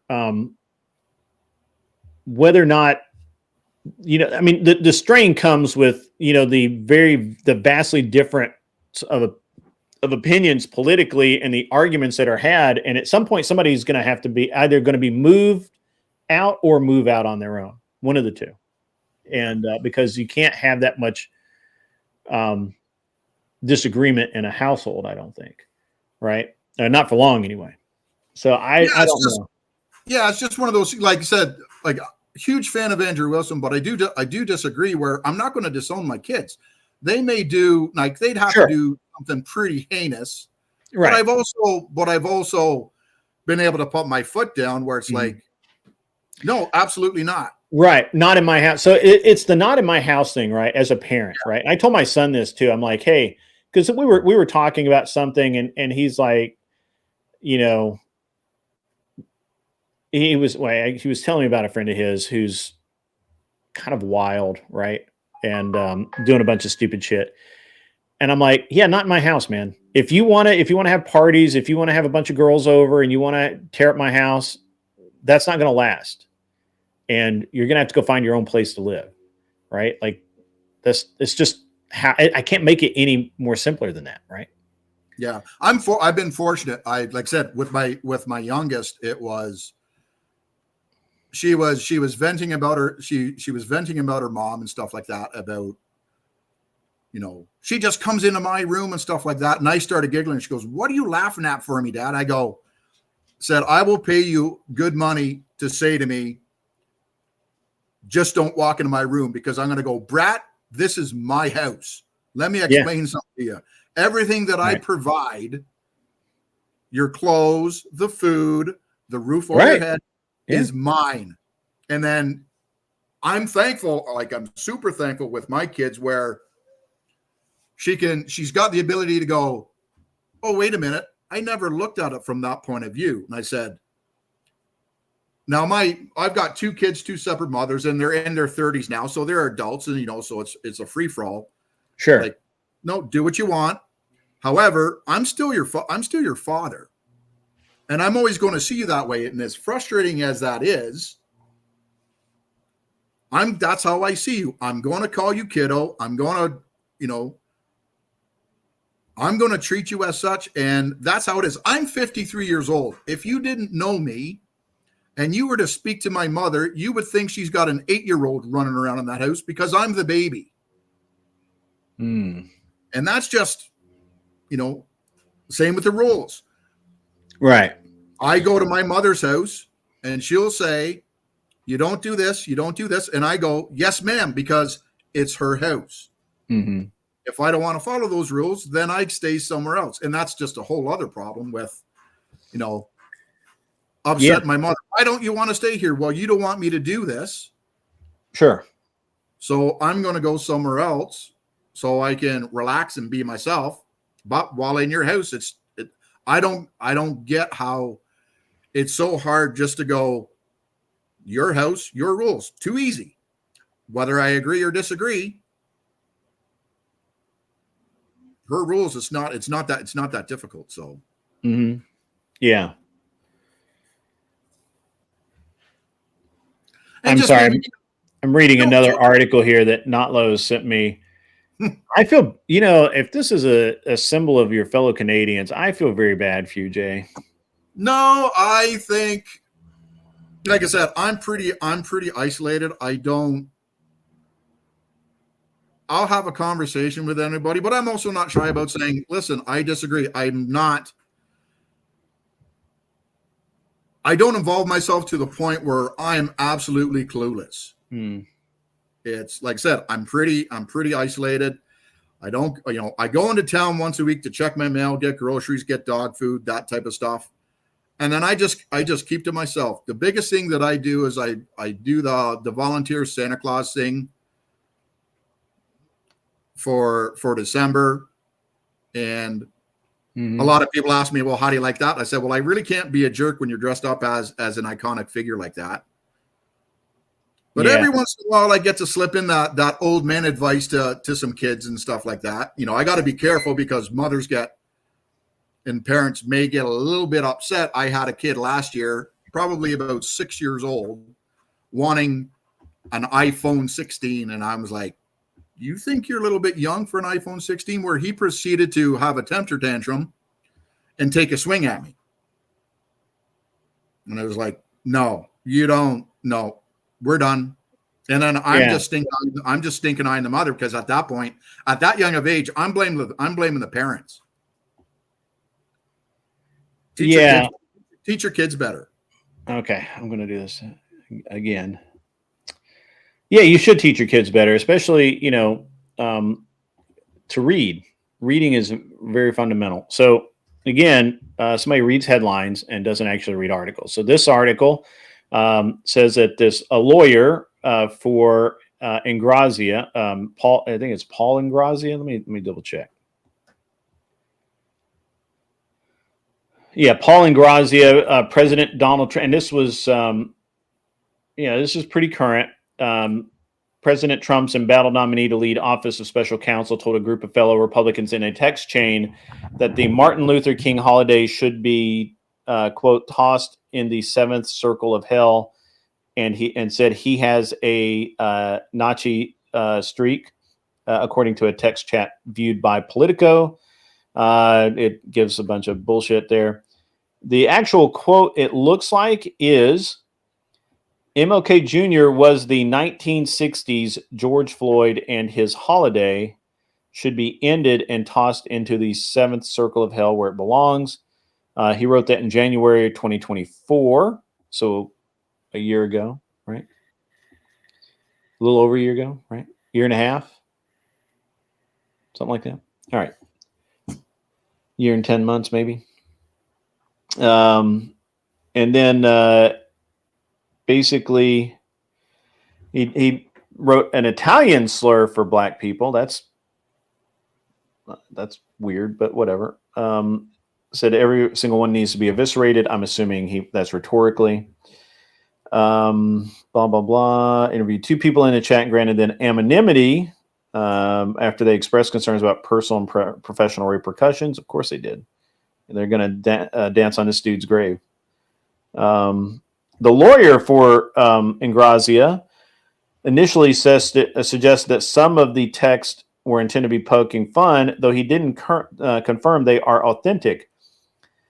Quote, looks like these texts could be manipulated or are being provided with material context omitted. However, Arguendo, even if the texts are authentic, they clearly read as self-depreciating and satirical humor, making fun of the fact that liberals outlandishly and routinely call MAGA supporters Nazis.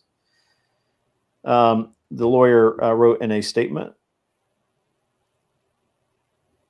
And blah, blah, blah, blah, blah, blah, support, blah, blah, blah. And then, yeah.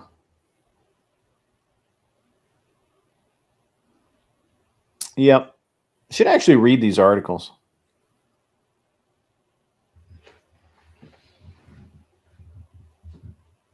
One of the people in the text group said in an interview that Ingrazia's comment was not taken as a joke, and 3 participants pushed back against Ingrazia during the text exchange that day. Yeah, I've been in text exchange where people have said stupid shit, for sure. I am reading it. Again, I'm reading it twice. I'm actually reading it out loud now because I read it. So let's see what else is relevant. There's really nothing else relevant here. I mean, basically, it's a nothing burger that is over a year old, a year and 9 months old.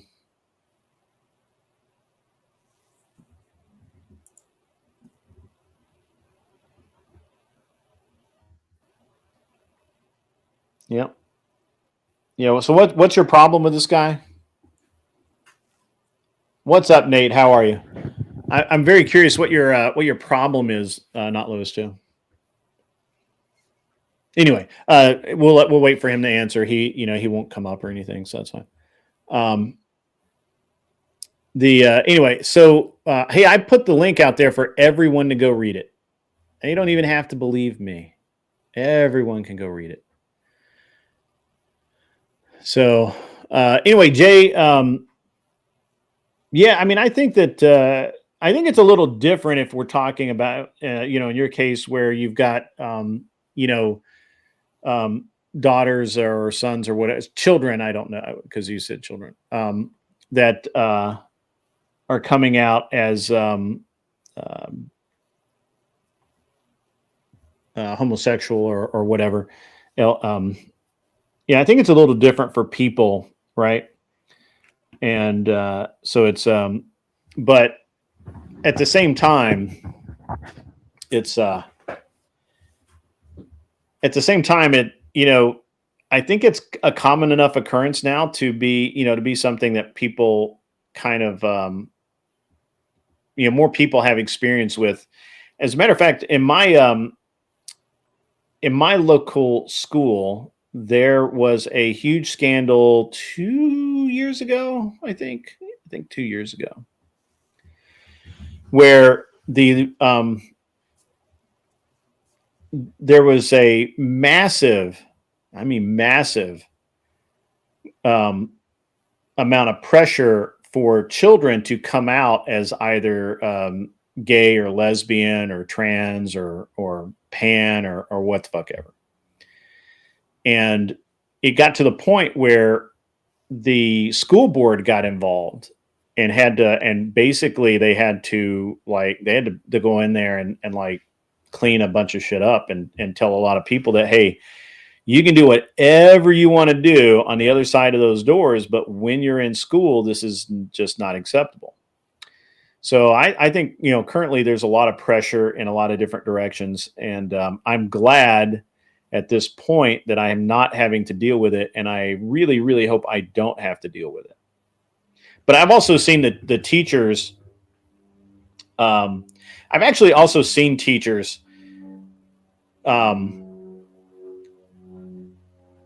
treat kids in such a manner that it would encourage them to act like it would encourage a little boy to act more like a girl and a little girl to act more like a little boy.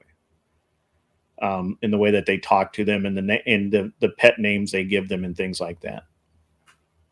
So, yeah. So, Greg, I got a question for you. For the U.S. educational system, do they still do the Pledge of Allegiance and stuff like that? I remember very distinctly when they removed. When I was in public school many years ago, we always started off the day with the Lord's Prayer and the national anthem, and that's when the fall started to happen, when they removed that. Yeah, I think so. And so my oldest son goes to a private school, and they have chapel in the morning. Yeah. Now it's chapel. It's not a particularly religious ceremony. It's, they talk about what the plans are for the day. They have some quiet time where if they want to, they can pray, that sort of thing. Right. And I think they might do the Pledge of Allegiance. They may not.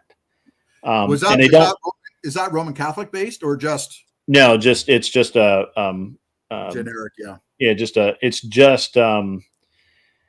I guess generic would be the right term. Yeah. So,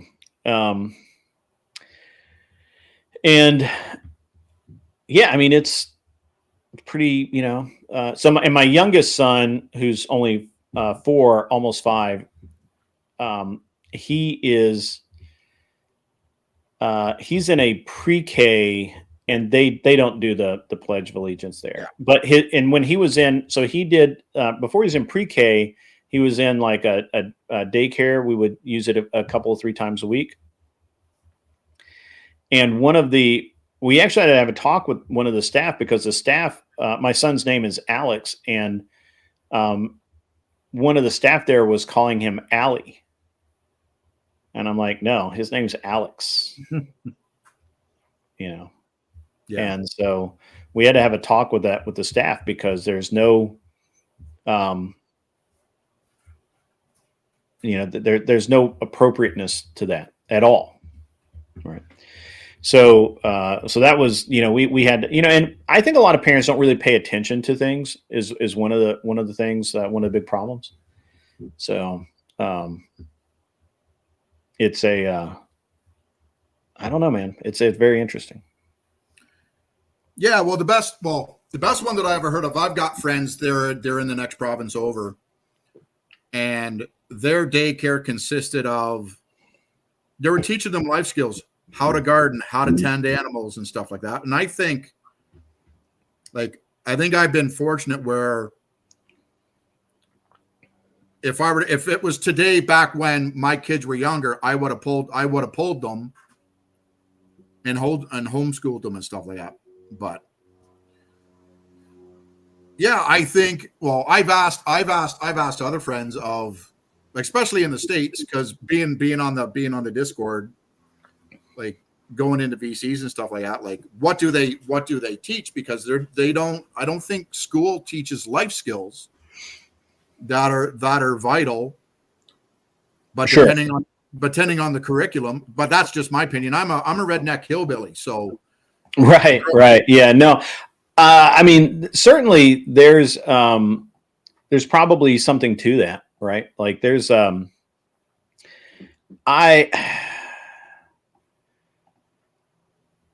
Man, I've had such a I've had such an interesting time lately dealing with the schools that it's kind of crazy in and of itself. But I find that, if you get your kids into scouts or something like that, it helps. But I'm telling you, man, I had to have a real talk with this teacher when my oldest son was in first grade, because she was just a terrible teacher. And for first grade, like, how bad can you be, right?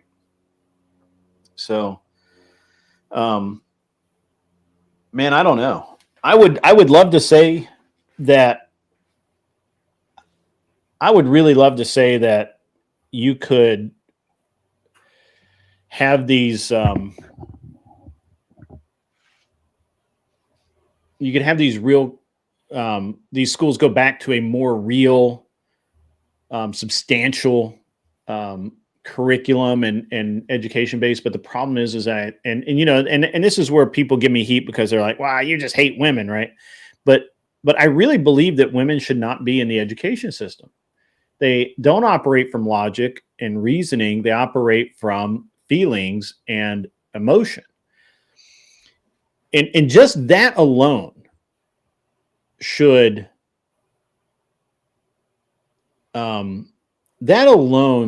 be enough to say, hey, we need more male teachers. You're old enough that you will remember how back in the 90s, the giant push of getting men out of the schools, the claims of SA against young girls and all of that. And now, which I don't believe was ever, I mean, I went to school, I was in school at that period of time. I don't think that it happened as much as people like to say it did, but now we look at it today, and the number one in schools, especially high schools, the number one type of SA that you have is female teachers taking advantage of male students. Yeah. Well, so, I think in our day, it was like, it certainly happened, but it was so rare. Yeah. That it was, but it was always overblown, though. It was always like that. This kind of stereotypical, but it was that one girl that was always there. She always had a bit of a reputation, and then you hear the whispers and stuff like that. And then for sure, you happen to see them out in the public, compared to nowadays, where it's like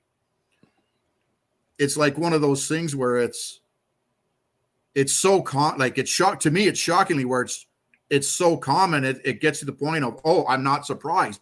But in our day, I distinctly recall going to a teacher because a girl was flirting with me. I was too young to understand what that was.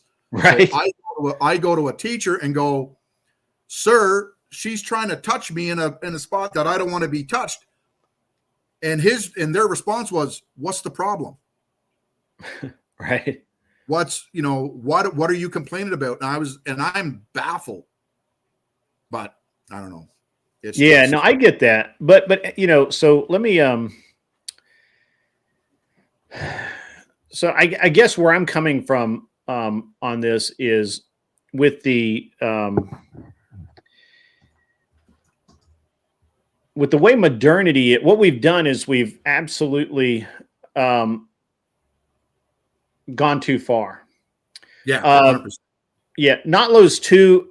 First of all, when your WMD, the bot is deleting your post. I'm not really sure why. Let me look. The bot did that 3 times. It looks like. What are you trying to post? You grew up in a pretty normal. That the bot should not have deleted that, but it did. Oh, because there's a period. Yeah, you can't do that. The WMD gets really mad when it thinks you're trying to post a link. So Anyway, yeah, the bot will get you. It has no sense of humor. It doesn't care. It doesn't care about your feelings. So even the bot hates you. That's wrong. But I mean, Nate says he doesn't think women operate entirely on emotion, but it does significantly impact their decision making. And pardon me, making ability way more than men in general. Sure. And I think that that's a very accurate statement. And I think that it's a very, I think it's a very important statement, right? And the reality is that it is something that absolutely is. It's a very real thing. Hey, it's Tiny.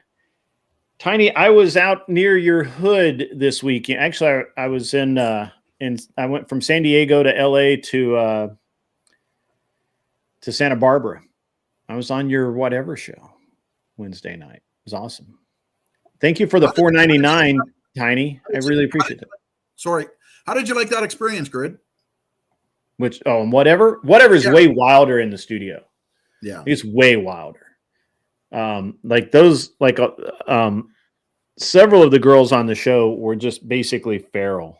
Like, it was, we had the rage quit, which was a soft rage quit. Then it was a real rage quit. Then it was just totally like, it wasn't even that she was rage quitting. She was just crashing out because it's just a really long story that I'm not going to bother getting into, but it was just weird, man. It was just weird.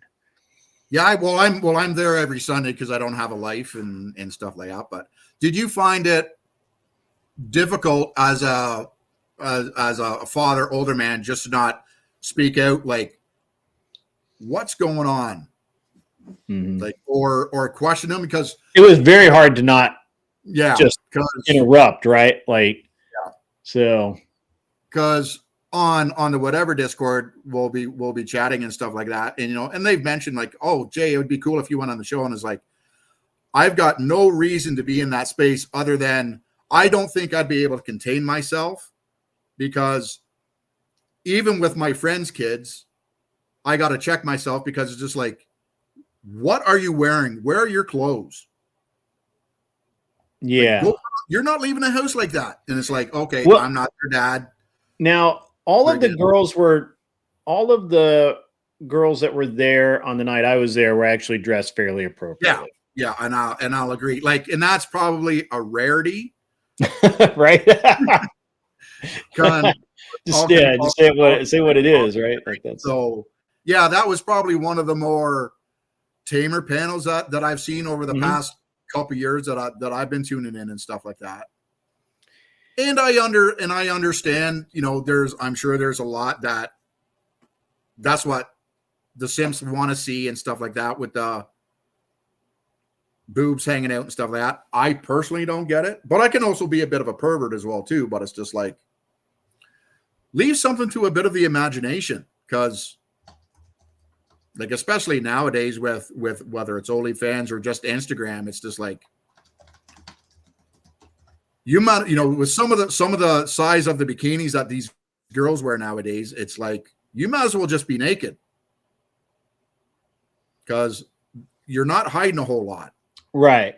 But, and I mean, but it was wild because, like, even though it was a very tame panel and really only like 3 or 4 of the girls actually interacted. Yeah. It actually reminded me of way back when whatever started, because that's exactly what would happen when whatever started. Because and basically all of the girls on that panel, with the exception of one, there were 3 that I think were not actual college students, but it was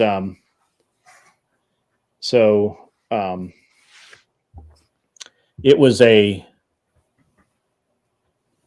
you basically had like chair 1 talked a lot until she crashed out. Yeah. And then chair 2 really didn't say a ton. Chair 3 kind of did. Chair 4 talked a lot, and like I also am going to be. So I agree with Andrew that the studio that Brian has there really helps these girls, because the chair 2, not attractive. Not attractive. Chair 3 was pretty attractive. Chair 4 was kind of attractive probably when she was like 20, and now that she's 38 or whatever she is not she wasn't that attractive to me. Chair 5 was okay. Chair 6, I don't remember whether she's okay or not, but it was really a lot like the old panels where you'd have 3 or 4 people talk and then the rest were just kind of like bleh, you know. Yeah. And and so it was a good show, right? It was a good time to be there. It was so hard not to blurt out stuff, right? Yeah. Like I can't express to you how incredibly hard it was to not just literally just blurt everything out over and over. And so it, I don't know. It was just, it was interesting, you know? Yeah, I think it would be a pretty neat experience. But Mm-hmm. I chat with Nick, I guess the audio guy or producer. Yeah. You know, not fairly often, because he's young and he's fairly busy and stuff like that. Yeah. But it would just be, I think it would be a really neat experience. Like I said, as far as I'm concerned, I really don't bring much to the table when it comes to like debating and stuff like that. I certainly got opinions and stuff like that, where it's just like, Sure. the mindset of some of these girls, it's just like, yeah, baffling. Like I guess I can try to understand it, but, or maybe I'm just too old. Who knows? You know. Well, I think you're right. If honestly, from everything I saw, I was like super. I think I was super entertained. It's very wild to be in the studio with that all going on. I do understand now why Brian says that, you know, that people, you know, just don't talk when they're on there. I get it. I understand that. Now, I don't have that problem. I did not have that problem. I don't think I would either. Like just this morning in the Discord, there was 3 of us in there, and we were there for 3 hours just talking about the show, like Brian does his whatever Wednesdays and stuff like that now, where he's just, it's more chill and stuff like that. Yeah. But we really enjoy talking about it. Now we have some, he may not like it, but we have not negative criticisms, but to not better the show, but for Brian, where it's just like, he seems so stressed out. Where, yeah, in my opinion, if he hired a professional booking team to where he's just got to show up to the studio and does his thing, that could alleviate some stress. But he created this for, I totally understand where he's coming from with being able to let go and to delegate that task would be extremely difficult, because he created this from the ground up. He's been doing it for 12, 13 years now. So I get it. But I don't. Well, he's been doing content for that long. I think the show's only like 2 years old. No, I think the show, maybe 3 years now. I'd have to go back and it could be 3 years old and stuff like that, because I watched a lot of the backlogs and stuff like that. But yeah, I came in at about episode 30. Yeah, same here. So yeah, it's neat to it's interesting to see the progression. You know, because Brian mentioned it last night, of like, because, you know, everybody was excited that you were in the studio. Everybody in the chat was just like, get him on the panel. I know I sent a TTS in and stuff like that. Yeah. And But yeah, I mean, we've talked about me coming back out. He did say that one of the reasons why he wasn't like super excited to have me on the show. Well, first of all, I think Brian has been burned by people who beg him to come on the show and then come on. And we've all heard Brian talk about that. But I think that's like a real thing. Like I don't, because I was kind of like, I mean, I'm sure you probably had a kind of a similar thing where you're like, yeah, okay, Brian, I think you're making too much of this, whatever. But I'm going to be honest with you. I bet that's exact. I mean, I've seen it happen, but it never made sense to me. But now that I'm there, I understand why people would just not want to engage or not really have anything to say. So I believe that more now than I ever have. Second, Brian was like, you should come back when I have like a couple of OF girls and some feminists and things like that, where I could really like sink my teeth into it. And he can, and obviously he's looking at it from the content point of view, right? Like it's going to be a lot better to have somebody just like, being very, that's the word I'm looking for. Confrontational. Yes. Very confrontational or very, not aggressive. I shouldn't use the word aggressive, but at any rate, but it's going to be better all the way around for that. And I agree with him. I think that's right. I think that he's, I should probably, I need to reach out to him and see, when he thinks he'll have a show that he would want me to come on. And so I can get a plane ticket. For me, it's actually pretty easy for me because I can fly into LA, rent a car, and it's an hour and a half, right at 2 hours from LA to the show. So I could fly in at 5:30 in the morning. I leave here at 5:30 in the morning, get there at 11, rent the car, drive over to the studio, get some lunch, do the show, finish the show, go back, rent the car. So it's a 1 day deal for me. It's a 24-hour burn, but it's a 1 day deal for me. Is that doing commercial, or would you be flying yourself? That would be commercial. Okay. It'd be commercial. I could, in theory, fly myself, but it would take longer. Okay. So, yeah. It's one of those. And then I would want to stay like 2 days because I wouldn't want to fly tired or anything like that. Yeah. So. Yeah, I know. I think I really enjoy the podcast. When Maddie used to do the in real life stuff, that was fun because there was a little bit more interaction. And I meant to ask. I actually meant to ask about that, and I just didn't. I forgot to ask why Maddie left, but she's doing from my knowledge, she's doing great. No hard feelings. Last time I chatted with her a couple of weeks ago, she's doing well. She's planning on going back to school for radiology. I think like an X-ray tech. Like she just moved back home and life is good. So like, as Brian said, left on good terms. They're hoping for a reunion show. Oh, nice. Which would be, great to see. And it's just, like times of old type thing of like, it sounds weird. I'm a fan of Felicity, and it's just different because like, I think there's a few of us on the Discord that found the podcast at a kind of like a vulnerable time in our lives. So it was, it was a nice distraction. Yeah. And something to look forward to.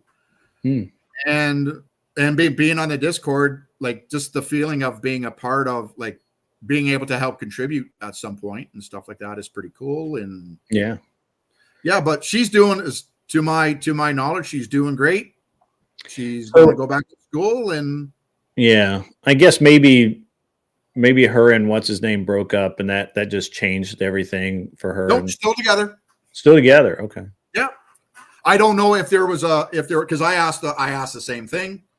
Like haven't seen Mason in a long time. Always a big fan of when he's on the show. Mason, I think, is still in recovery. Well, he's working out pretty hard because I follow him on Instagram and stuff like that. He's killing it, but you know, pretty scary. You know, when you know, yeah. even though it's on the internet, there's a feeling of you get to know somebody, Sure. even though you've never met in person, and then he has this bad motorcycle accident and stuff like that, and then it hits you hard or whatever like that, or you can't believe it and stuff like that. But yeah, according to his reels, he's in the gym every day working out and awesome, preaching the gospel a little bit, which is super awesome. I don't know if him and Alexa are still together. I hope they are, but yeah, I don't pay attention. I mean, other people's relationships are their business. Yeah, it's private. I'm not just going to ask, you know, hey, you guys still together? It's none of my business, but certainly get excited when you see them on the podcast or whatever like that. So yeah, for sure. Yeah, Buddha asked, pilots have a flying time limit. Not really. If I wanted to, and my airplane was together, I have to put it back together because I have a new engine going on it. But if I put my airplane together, it does roughly right at 200 miles an hour. Okay, so let's see. Let me just pull this up, and we'll just kind of do like Nashville to.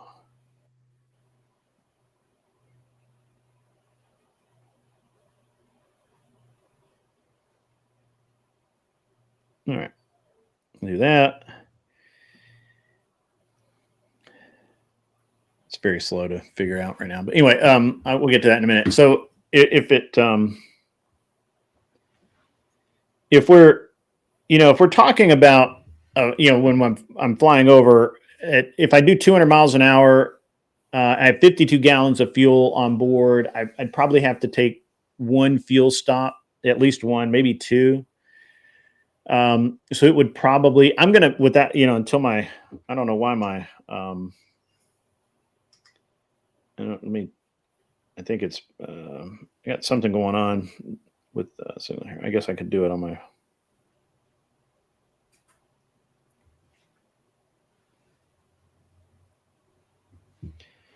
let's do it over here.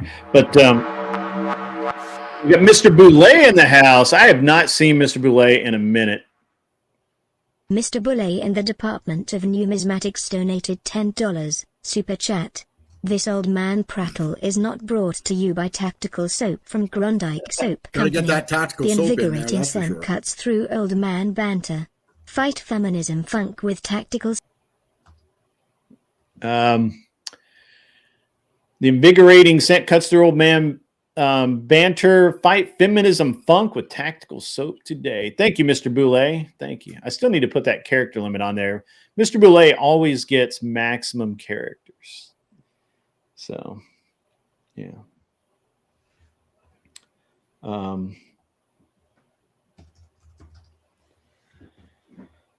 So roughly, Santa Barbara is roughly 2,000 miles. So if 2,000 miles, so in theory, it's probably 12 hours of flying because you have to land, right? You have to fuel at least once. So let's see, do my fuel calc here really quickly. So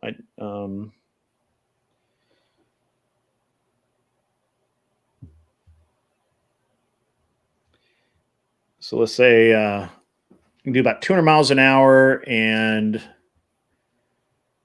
I burn at 200 miles an hour. I'm going to burn about 7 gallons of fuel per hour, and it's 10 hours. So I need 70 gallons of fuel plus reserve.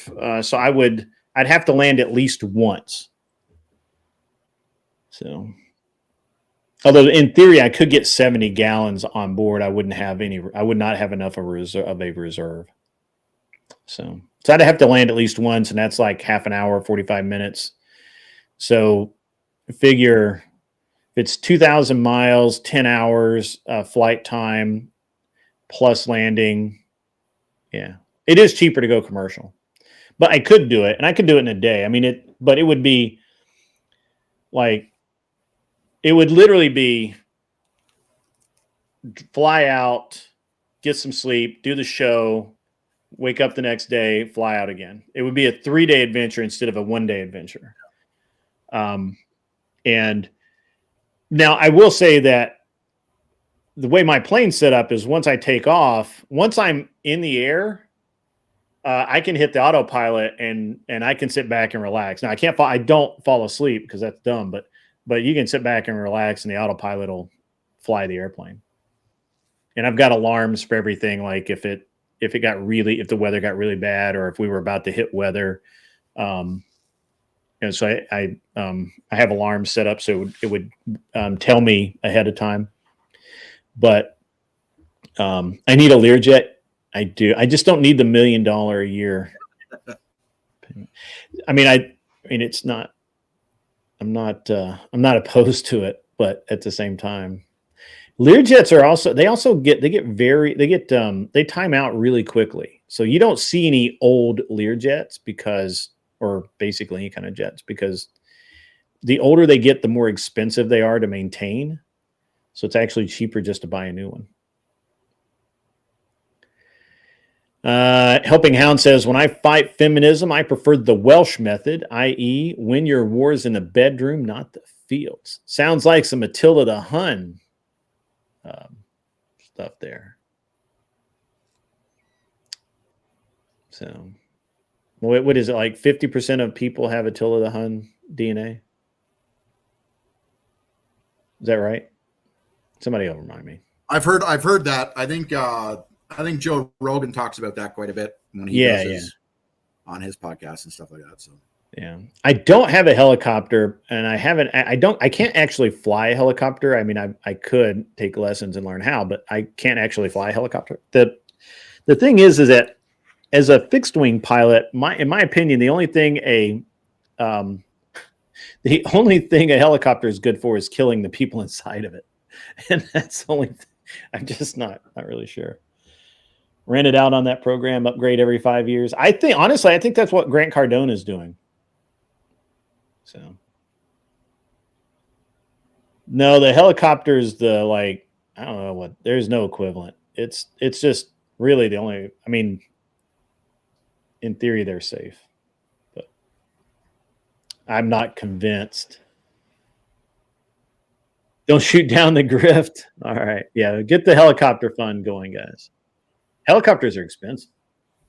I mean, airplanes in general are expensive, but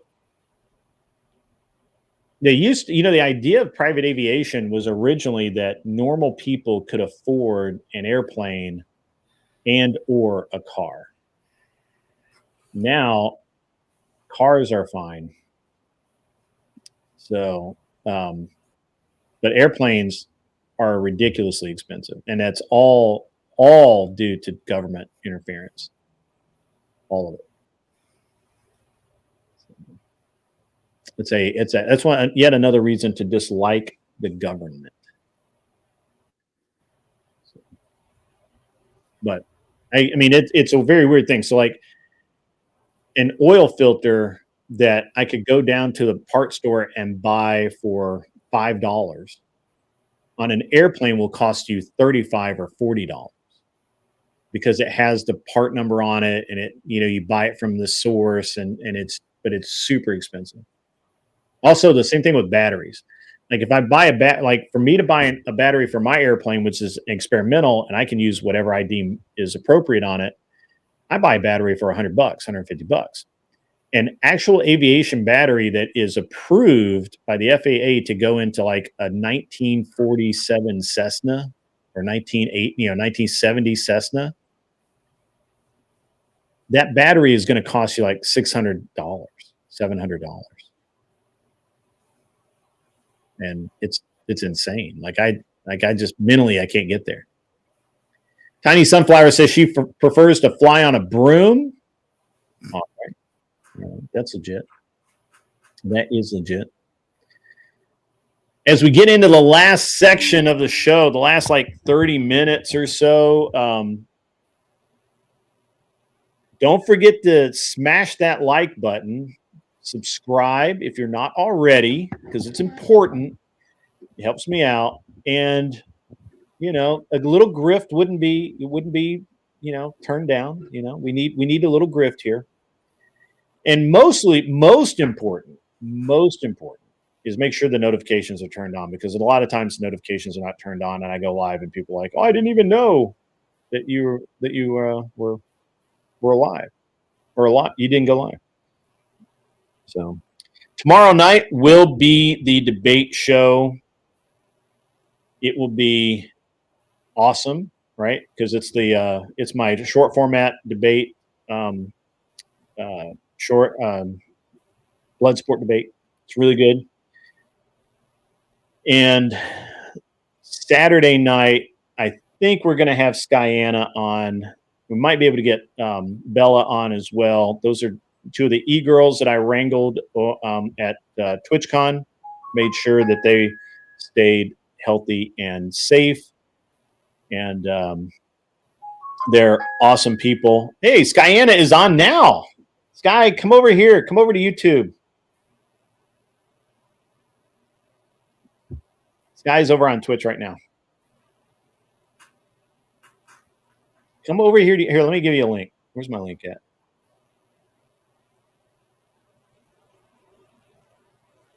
Big Sky. Sky's not big, though. Sky's tall, though. That's for sure. Click link, Sky. Did you find some cool? Was that your first TwitchCon that you went to? It was. It was.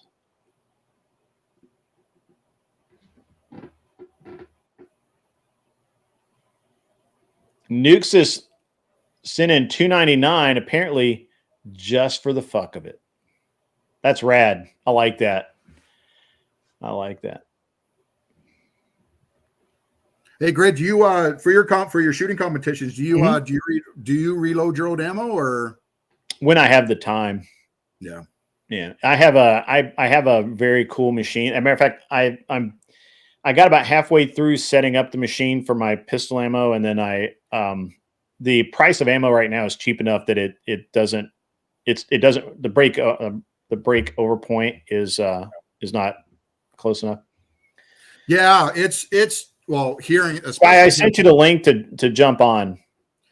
Yeah, here in Canada, it really over the past the prices has tripled. Like I could make 308 ammo for 56 cents back, about 10 years ago, and now it's about $1.20 now.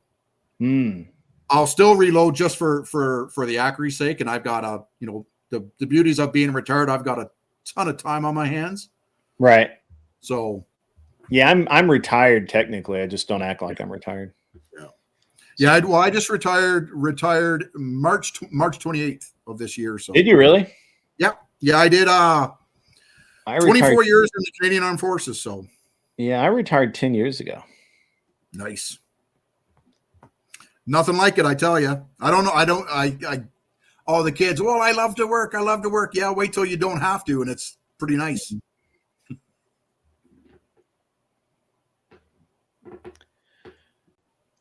Hey, what's up, Fallen Heathen? How are you? Pretty good. How you doing? So, I'm good, man. I'm good. Nuxus sends in another $7.99 Australian.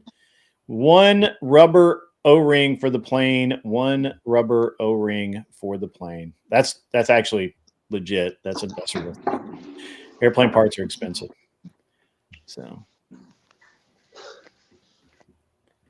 I just heard you mention right now that you shoot competitive shooting. Mm-hmm. Yeah. I have for 10 to 12 years. I've been around firearms my whole life, and I've always shot firearms, and I never really I don't go to the range enough. I compete in archery a bunch. Mm-hmm. And last week or a week or two ago, I took the boys to the range, and we burned through like 1,000 rounds, and I was like, man, I want to get into competitive shooting. So now I've been looking at getting into it. Oh, you're in Texas, right? Hell yeah. Okay. Where are you in Texas? I'm in the hill country over by. Are you in Texas by Canyon Lake? I'm in Tennessee. Oh.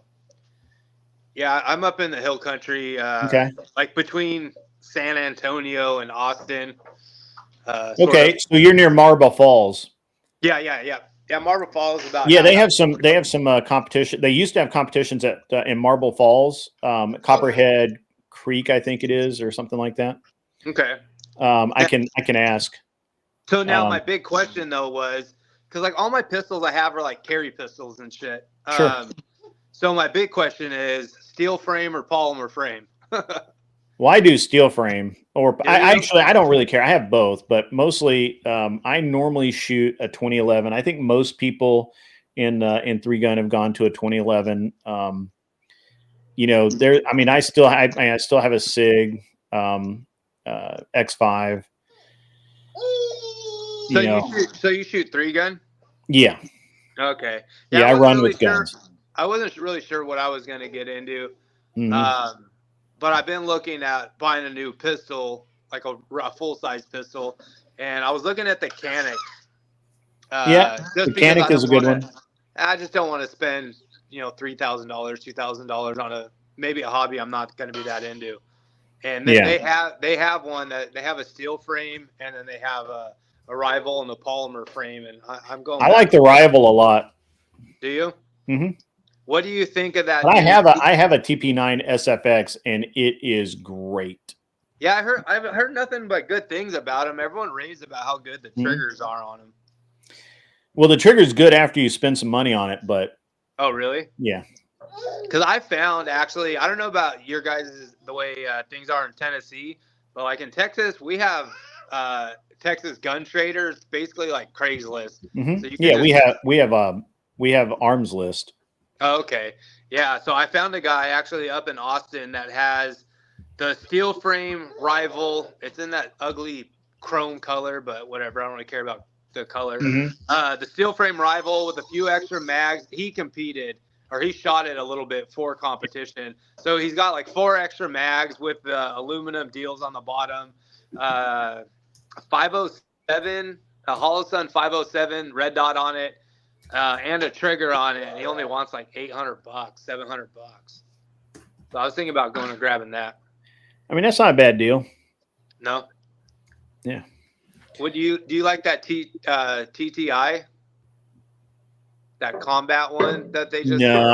If I were gonna get one, I would get the TP9 SFX or the rival. Okay. Yeah. There's really the only two that I do. Right and of course I really only care about competition, so I really don't care. And you want 9mm, you want to stay away from 40 if at all possible, especially if you're going to do 3-gun. 3-gun is like, I mean, it's pretty, the gear is very important. And I like the I shoot a 2011 mostly, and I do a bunch of different stuff. Mr. Boulay, you should link Practice Score is the better place to find matches. PracticeScore.com. Practice Score? Practice Score.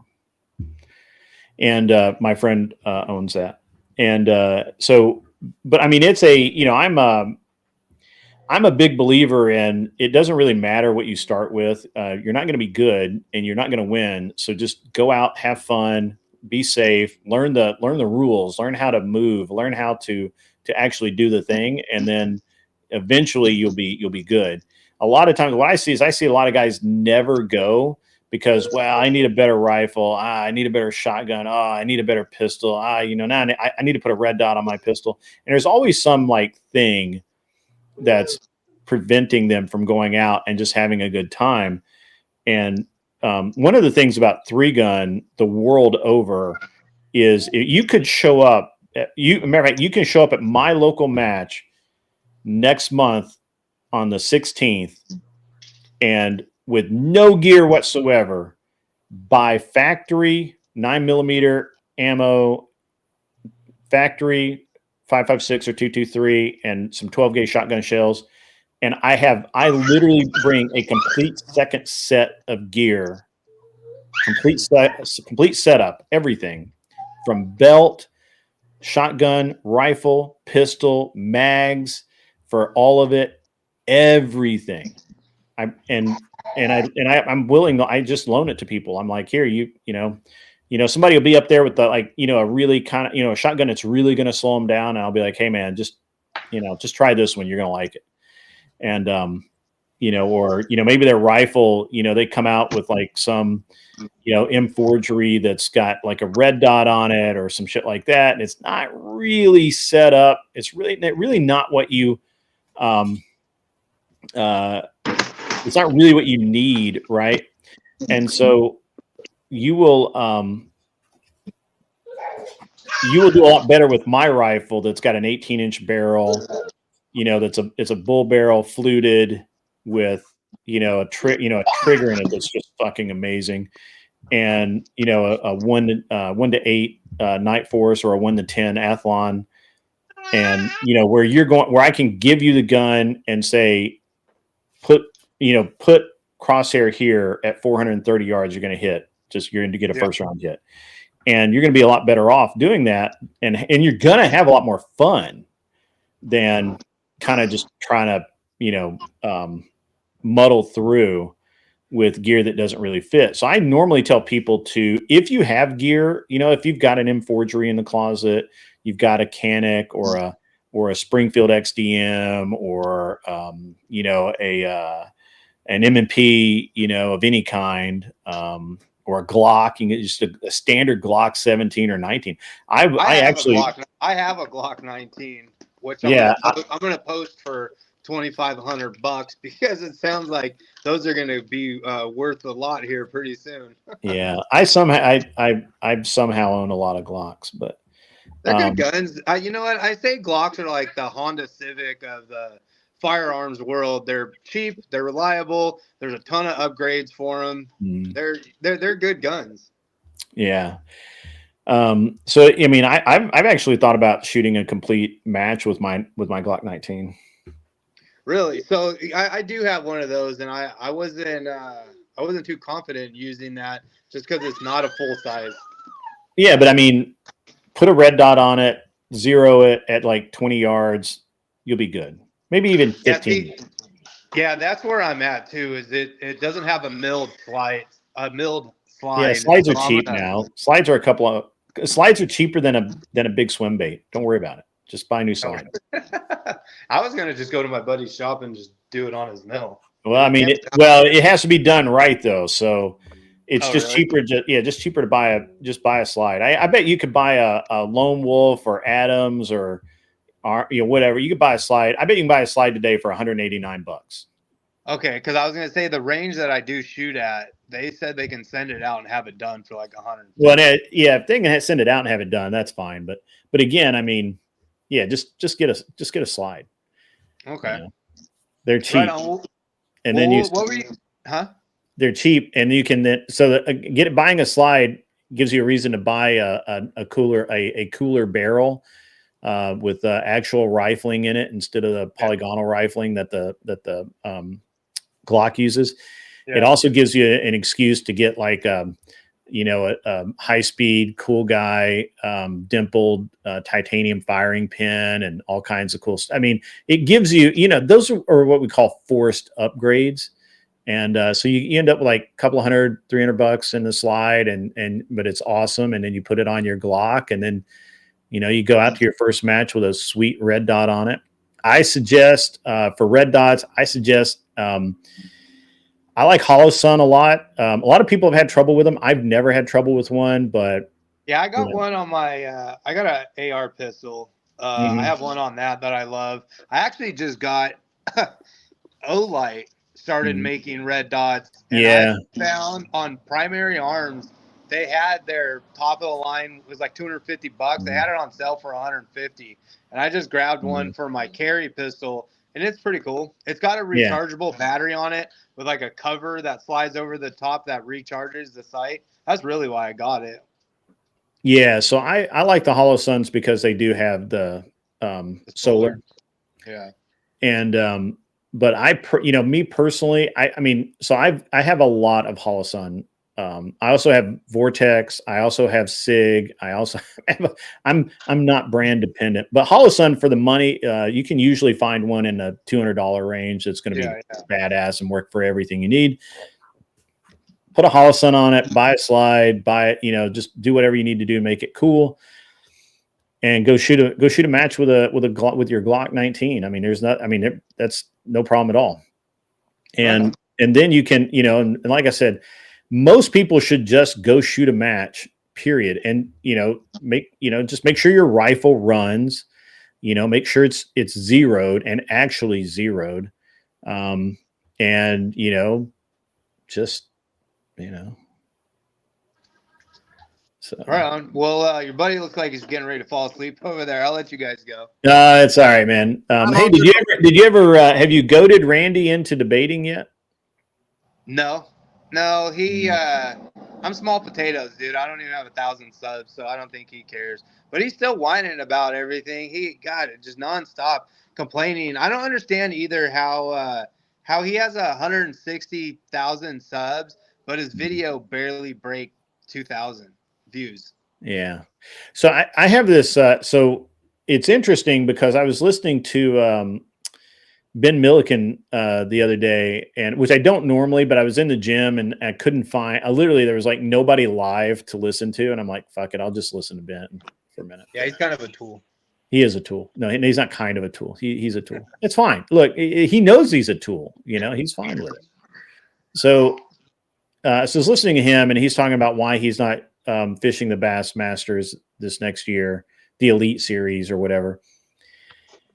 And one of the things he talked about is guys like Randy out there just like, making it really hard for people to, especially people on social media, to go to sponsors and talk to sponsors. And, because Randy is so toxic. Yeah. It's no wonder he lost. I mean, realistically, though, Ben Milliken makes more money off of social media than he ever will fishing professionally. Yeah. Yeah. And that's the other thing he said was that he took a pay cut when he did when he went and fished the series. But a guy like Randy, I guess where I was going with that is, Ben's what he actually called Randy out as being one of the toxic guys that makes it really hard for sponsors to want to be a part of a fisherman that is on social media because of Randy's constant toxic rhetoric and pulling down. Like it's like, I mean, me personally, having watched Randy for a couple of years now, off and on, I'm not surprised he lost his boat sponsor at all. Right? Yeah, I mean, I guess I can kind of respect that he's like standing on his principles and stuff. I just don't understand how he's still milking it every single week, the same fucking topic. Right. There's milking your principles, and then they're trying to bludgeon people about the head with it. Right. Like that's one of the things, like, and it's interesting because, like I was talking to somebody the other day and I told them, hey, I'm going to have Skyana on. I'm going to have Bella on. I'm going to probably have Teeny on at some point, maybe some other e-girls. And these are, they're good people and all of that. And like, well, they're just not good. They can't be good people because they're e-girls. I'm like, well, I mean, sure, maybe, but you won't know until you listen to the damn show. And, and it's a harsh way to go through life, just being so negative about people. Now, and obviously people can always change their path through life, or maybe this is just a stop on their path through life. And it really bugs the shit out of me because I was a complete degenerate for 10 years or so. Like I was really bad. And now, everybody's like, well, you're such a good guy and everything. I'm like, yeah, I am now. And it wasn't like I was a bad guy then. It was just a degenerate. So if people treated me the way that you treat these people now, nothing gets done. So that's the reason why I started this channel, the Fallen Heathen channel. My other one that was at Texas Living, that's just like my outdoor stuff, is dude, I'm 10 years sober, recovering heroin addict. And it took a long time for me to come around, even start paying attention to politics or becoming a relatively decent dad. And, I had a drinking issue before that. So yeah, I get 100% what you're saying. And I I think guys need to, or people need to hear stories about people that have turned their life around. You know what I mean? Like that were at one point, those degenerates that eventually got it together, and kind of hopefully learn from the crap that I went through and just avoid those mistakes from the beginning. And that's where these e-girls need to start changing their, I mean, as much as that Nala Ray girl, she would have been a good role model in that way, but she just went from one extreme to the other to now I'm this Christian grifter, you know, I'm gonna teach all these young girls. And had she went away for a couple years and then came back and was like, look, I had it wrong and I want to help change girls' minds before they get too deep in, would be one thing. But like the seamless transition from I'm on OnlyFans to now I got a ministry online. Well, there's a lot of problems. There's a lot of problems with Nala Ray. There's a lot of and I have problems with her and all of that. And it's just not there's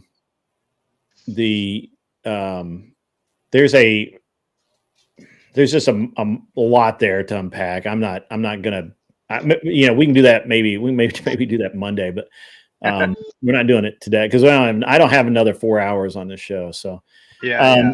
I do want to address. So did I just imply a Midjourney reference? Not really. I just think that most people forget that everybody has a story. Everybody has a backstory. Everybody has a redemption arc somewhere in their past. Everybody has all of these things, and you don't know when that is. So what I do is I whatever the behavior in front of me is, that's what I deal with. Right. Yeah. So if an e-girl is running around, you know, jumping on dudes' laps and, you know, planting kisses on everybody and grabbing girls' boobs and stuff like that. If an e-girl is just being an e-girl like that, then I would call her out for being a stupid ass e-girl. If an e-girl is just acting literally like everybody else, then there's no reason to call her out for that. Right. Like I deal with the behavior in front of me, not something they did last week or there's something they did, you know, a month, 2 months ago or whatever. I just deal with what's in front of me right now today. So not really in my journey, or pardon me, Midjourney reference. Thank you very much, Spoking Spaceman. I like that. So, yeah, the merit is restored when you stop the degeneracy. Yeah. But there's merit that's, you know, that it's worth, you know, encouraging people along the way. Right. Yeah. I think. So, and there's nothing wrong with that. And let's see, there was something else that was said that I wanted to address. Where is it? You guys can talk while I'm doing this. I'm not. Oh, wait. Uncle Gunn says, if you can't pick up a regular blaster off the shelf or out of the box and pew pew with it, added upgrades won't help you. Sometimes. Yeah, I don't disagree. I mean, sometimes that's true. Not always. Not yeah. always. I don't know. All my firearms have purposes, and I don't have one that's purpose for competing. I do. I have a lot of competition. I build a new competition rifle every year. Or I did. I've skipped a couple of years just because the guns were so good. But show up with the high point 1 year, Grid. What's that? Show up with a high point. No. So it's a very interesting thing with the competition, like especially the rifle. Like the rifle is something.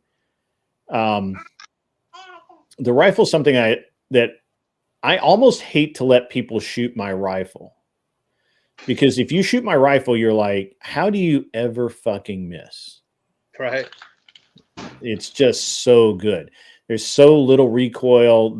Everything is dialed in. Everything's timed perfectly. The recoil impulse is, you know, the timing on that with the buffer system is like perfect. The trigger. So I run a Elfman trigger mostly, or a Daniel Horner Timney trigger, or a Trigger Tech Diamond. you can't. It's just incredible how quickly you can run the trigger and how accurately you can time the trick.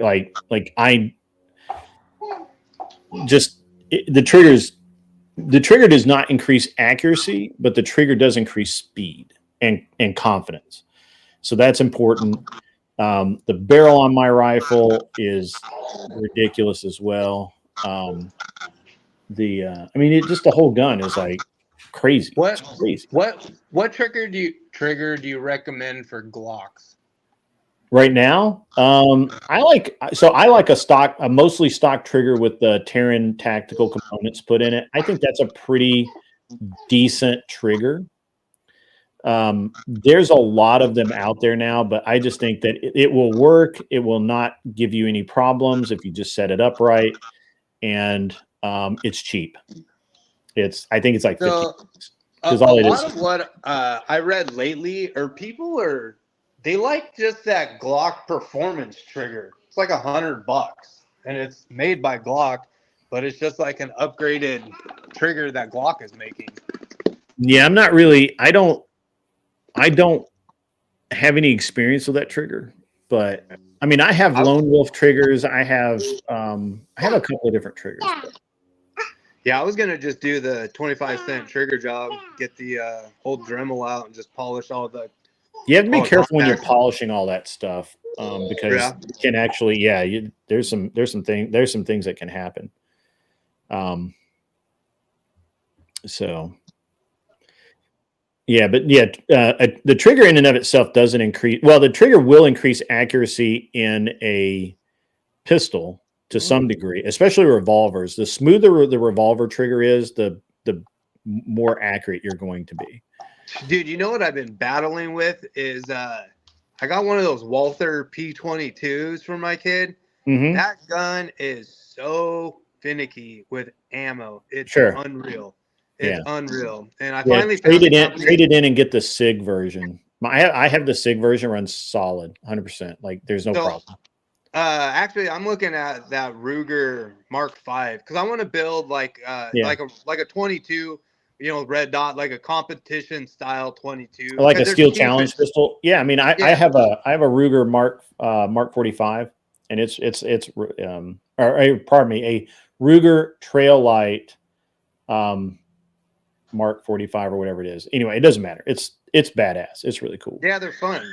Yeah, so the Walther, Agrippa says he has a Walther P22 and it's the same. Yeah, they all are. And you need the SIG, the new SIG 22 pistol, or the M&P 22 pistol that looks like a tactical pistol. Yeah, those are badass. There's a company that makes some parts for those Walthers. You're supposed to clean up some of them. Yeah, I don't know, man. I had a SIG Mosquito back in the day, and it ran perfect on Browning, like some ridiculous ammo. It wouldn't run on any other 22 ammo worth of shit. So it was just, and I did all of the things that they said to do, and I gave up on it. I have the new SIG, whatever they call it. I don't remember the model number, but it runs great. It has no problems. The new Ruger as well seems to run with no real problems. So I would pick either one of those. But as far as upgrades to guns, I mean, for pistol, now I will promise you that if you have a 2011, you're going to be more accurate. Period, 100%. Now, Glocks are hard to shoot accurately, but they will hit what you aim at 100%. Like I've heard a lot of people say that Glock barrels suck and they can't hit what they aim at and all that kind of stuff. But I'm here to tell you that if you do your he's gone. If you do your part, the rest will do it. Take care of itself. The XD line, yeah, I have an XDM. And I've had an XDS. That's pretty good. Hey, Grit, have you what 2011 are you running? I have a couple of different ones. Right now, I run a Bull, which is an Israeli-made 2011. I like it a lot. I have two that I made. Well, I have three that I made. I mean, I made them,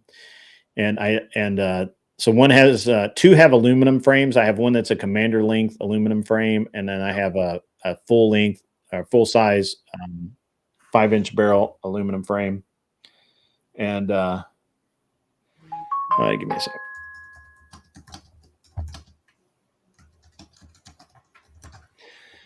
And so I have those are good. And then I have a steel frame one that I built that's the heaviest fucking gun you can imagine, but it is so sweet to shoot. Yeah. And then I have two of the Rock Island, which are not technically 2011s, but I have two of those. I'm looking for a Springfield Prodigy right now. Although I'm thinking I want a Mac 2011, which is the Military Arms Corps, which is another Israeli-made gun, or Turkish-made, I think. One of the two. Yeah, I was a big fan of STI, and then they switched to Staccato. Yeah. And well, unfortunately here, because of our government, all handguns are pretty much prohibited and banned now. But have you heard of the Stealth Arms Platypus? Yeah, I'm not. So my problem with that is Glock mags. Okay. Yeah. I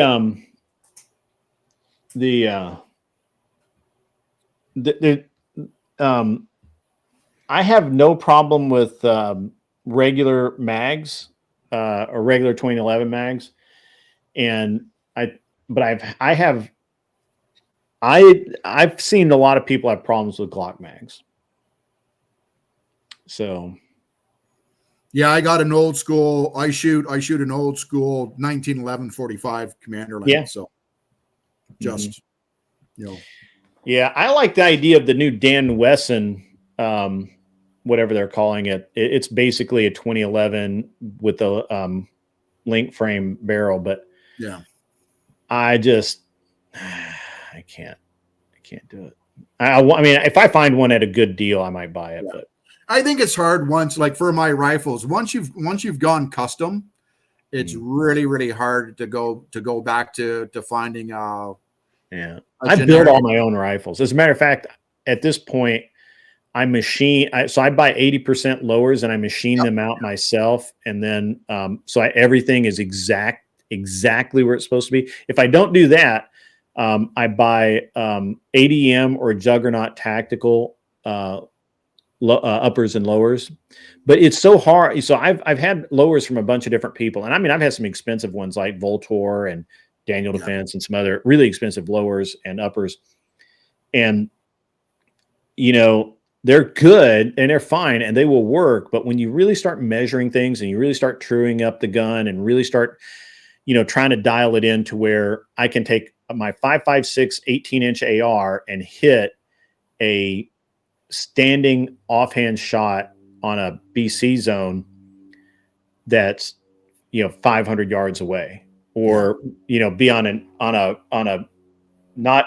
unstable supported position and hit a 630 yard BC zone target. To do that, you have to have a gun that is very, very, very dialed in. And so I've spent a lot of time figuring out how to make really accurate guns. And I hear people say stuff all the time, oh, there's no difference in this gun, or, you can take this gun off the shelf and go shoot a match and do just as well. Well, maybe you can. I don't know that you can't. I mean, you may be God level or something, but for most people, they're not going to be able to do that. Right. And I've shot with the top level. I mean, I've shot with Jerry Mikulik. I've shot with Daniel Horner. I've shot with all of these guys. I think a lot. Well, it's no different than you get a person behind a Chevette Chevrolet and then you put them in a McLaren there's going to be a difference. And that's exactly what happened is I switched from race cars to race guns, and it really made no difference to me because it's the same thing. Yeah. It's the same amount of development. It's the same amount of time spent figuring it out. It's the same amount of testing. It's the same. I mean, it's just the same exact process to get a gun from okay and it functions to I can run this thing, as literally ridiculously fast and smooth. And so a couple of months ago, we were shooting a spinner at 50 yards. Yeah. Rifle spinner. So that's an 8-inch plate on the bottom and a 6-inch plate on the top. And you shoot the bottom, you shoot the top, you shoot the bottom, you shoot the top, and it's supposed to spin. Yeah. So I had a D60 in, 60 rounds, and I was running the gun so fast that everyone thought it was full auto. And not only that, but I was able to get 2 shots on each plate, but my gun doesn't move. When everything is so dialed in on the gas system and the buffer and everything is dialed in that, I mean, it's just flat. Like it's a push on your shoulder. Yep. There's no muzzle rise. There's none of this stuff. So. Yeah. Well, I think trigger time as well too, right? Like just dry fire, knowing your equipment. Yeah, dry fire is a big thing. I actually so I went for a golf lesson yesterday. First time I've had a golf lesson ever in my life. I've been playing golf off and on since I was 19, and I've never taken it seriously. I'm at the point now where I'm like, fuck it. I've spent real money on clubs, or they're not the garage sale clubs anymore. I'm greens fees are expensive. Everything is just ridiculous. My premiere just started. That's awesome. Thank you. And so all of this stuff is, expensive. And so I'm like, I'm going to learn how to play golf. So I went out there yesterday and he's like, and so he's like, hey, you need to do this. Okay, do that. You need to do this. Okay, do that. And he's like, and we had a conversation about how that, I was taking the instruction. I'm like, well, first thing you do in racing is kill your ego. Right. Yeah. There's no room for you and your ego in the car. Right. It just doesn't work. So, and you have to be able to have the ability of someone telling you that you suck, that what you're doing is fucking wrong, and you have to change it right now. And if you don't, you're going to be slow and you're going to lose. And you find out really quickly, people with huge egos, they can't take that, man. Yeah. They can't take it. And they'll push back on, or they'll nod. Yep. And they'll go right out and do the same damn thing, right? And it's the same thing in shooting, right? So yeah, 100%. That's why women are better shots, because they just take instructions. Like, I know for a fact I could take my 87-year-old mother out, right? And whether or not she could handle the recoil or not, but she's just going to straight up listen, compared to an Army buddy of mine where it goes like, here, I've been watching you. Here are some tips. And it's like, right. Yeah. And military guys are among the worst, but just dropping the ego of going, you're the expert. Tell me. So when you get into shooting, it's the same thing, right? Like you don't know what you don't know, and you need to be able to perform these tasks. And I said, I've taught a lot of people how to shoot and how to shoot competitively. And so everything and one of the biggest things that helps people that they just don't realize. Now, when I'm actively training and shooting, I shoot 200 rounds of pistol a day, 4 to 5 days a week. And I don't shoot much rifle because my rifle's just dialed, and I never shoot shotgun because it's a shotgun. Like, who the fuck cares? But pistol is the most perishable shooting skill. And so I do a lot of it. And not only do I shoot 200 rounds live fire a day, I will also do like an hour to 2 hours of dry fire where I'm working. I come out of the holster, come out of the holster, click, click, click, simulated malfunctions, all that kind of thing. And dry fire is so important. Like there are books written about it. My friend Ben Steger wrote a book about it, 2 books, actually, maybe 3. And, and I was telling the coach, the golf coach yesterday, I'm like, yeah, I understand this because I do this already. And he said, one of the things on a tour pro, he has a friend that's a caddy for a tour pro, top 50 guy, and said, send me his workout routine. I just want to see what he's doing so I can kind of translate that into the juniors and college people that I'm coaching. Yep. And they said the most surprising thing is the guy does 500 shadow swings a day. That's just swinging the club at an imaginary golf ball. Yep. 500 shadow swings a day. Because the difference between somebody, and this is the same in racing, it's the same in shooting, it's the same in golf, it's anything where repetition pays off. The thing that the amateur practices until they get it right. The professional practices until they can't get it wrong. I cannot, it would be inconceivable for me at this point to abandon my firearm in a match in the wrong condition. It would be equally as inconceivable for me to have a malfunction that I didn't immediately recognize and be able to clear, or just call it and say, okay, the stage is over, I'm done. Because I have so much experience behind the gun.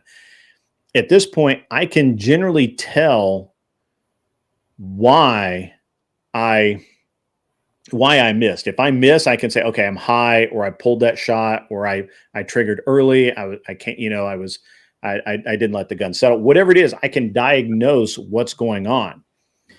But it's because I'm at this point, I practice to the point I just can't get it wrong. Yeah. Right. And one of the things is that, one of the things I do especially with rifle training, where I'm trying to shoot the rifle really fast, is I will shoot 5 targets. If I miss, I have to start over. Yeah. I have to shoot until I get all 5 in a specific amount of time, until I get them all perfect. I can't move on. And if I sit there all day shooting the same 5 fucking targets, I will do it. So that's the big thing. And you just can't, I can't make it, I can't say enough that how important these things are if you want to be good at it, right? Like, if you want to be good, then, and yeah, Buddha, it always ends in shooting, sure. But this applies to everything. If you want to be good at anything, whether it's golf or guns or driving race cars or flying airplanes or fishing or whatever it is, you have to practice until you just can't get it wrong. If you want to be at that pro level, if you want to be at that when you show up, you're not going to embarrass yourself. And that's where I am with golf right now. And the guy asked me, he's like, how do you feel about practice? And I'm like, I practice. Like, I'm going to practice. Like, I'm going to get done with this show. I got a call to take here. And then as soon as I'm done with this, I'm going to do probably 100 swings without, just sit there out in the yard, no golf ball or anything. Just, until I can't get the motion wrong. My stroke, the swing, everything is perfect. And so, it is what it is, right? Yeah, I think it just creates a discipline that you can apply to everyday life. Yeah. And and I think that's certainly true as well. I think that when you get to that mentality of it needs to be right, then it affects everything else. And it's it's the same thing with my show. I keep constantly refining my show. I keep constantly refining my set. I keep constantly refining all of my equipment. I'm always wondering, do I need a new lens? Is this lens really the lens that I need, or should I do something else? And Brian and I are a lot alike in that aspect, because he's constantly refining his show, and I constantly refine everything in my life. Like, whether it's the motorcycles, whether it's one of the cars that we drive back and forth and around, whether it's a fun car that we just have, to drive on the weekends, whether it's the boat, it doesn't matter. In every aspect of my life, I'm constantly refining it. It's not that I'm trying to achieve perfection. I just want it better. I want that next little notch of better. I want to know that I can get in my car and drive across country and not have a single problem. I want to know that I can get into, I can go grab my rifle and go to the range and shoot, and I won't have a single jam. I'm not going to have any problems. The gun's going to run. It's going to hit what I aim at. And if I miss, it's because I fucked up. Yeah. Yeah. I'm similar. Like with my setup, when I first tried to come on a couple of weeks ago, I'm not in the space. I have no desire to create my own YouTube channel. However, I wanted a setup to where I want it to look professional. Mm-hmm. So I've got my own, and it didn't cost me a whole lot because I'm a photographer. So I already had the camera. Let's see if I can do it without spending a crap ton of money. Even got Brian's advice of, I'm not sure what mic to get. And he says, oh, just get the ones that we get in the studio. And it's like, well, for what I do or for what I want to do, I can't justify spending, $500 US. Sure. So I got a good one. 700 Canadian dollars. Yeah. And it's like, so it drives me crazy that I'm on my, but I know my laptop works. But now after I get done this, I'm going to be downstairs trying to figure out why did this not work? Right. The first time. And it's just like, yeah, I think I know what I'm doing, but I really don't. But I wanted the camera quality to be professional looking. I've already got the lights, then it was just set up. And then it's just like, thankfully on Discord, there's a buddy over there, JC. He'll hop on. I go, hey man, I want to do some testing. Can you hop on VC for me and tell me what you think? And sure. But I have no desire to be in the space. But I still, if I do come online, I want it to make it look. I want it to. Yeah, you don't want to look like an idiot. Yeah, for sure. Like I see it. Like I love watching your show, and then there's a few guys where it's just like you're sitting in the dark on your laptop. It's like a little bit of not. I don't want to be mean, but Mr. a little bit of effort in the where Department of Numismatics donated $10. have a good light. Like you don't even This have to have that good of a guest camera appearance provided on if the you've got Clover enough Tap proper podcast light is and brought stuff to like you that. by High Point. It's actually TTS High right Point now. brings Yep, you sorry. 6-hour quality at Walmart prices. Try High Point today. Catch up with you soon. Catch up with you, Grid, soon. Mr. Boulay, it is so good to see you back in the chat. It has been a minute. Mr. Boulay is our top mod here. He has been wonderful since I think he was one of my first mods, to be honest with you. He's been wonderful to work with the past year and a half or however long it's been. And glad to see him back more often. He's been working really hard, keeping the defense industry floating, keeping it, the military industrial complex, keeping that running and the lights on. And hopefully he has more time to spend with us over here and hang out.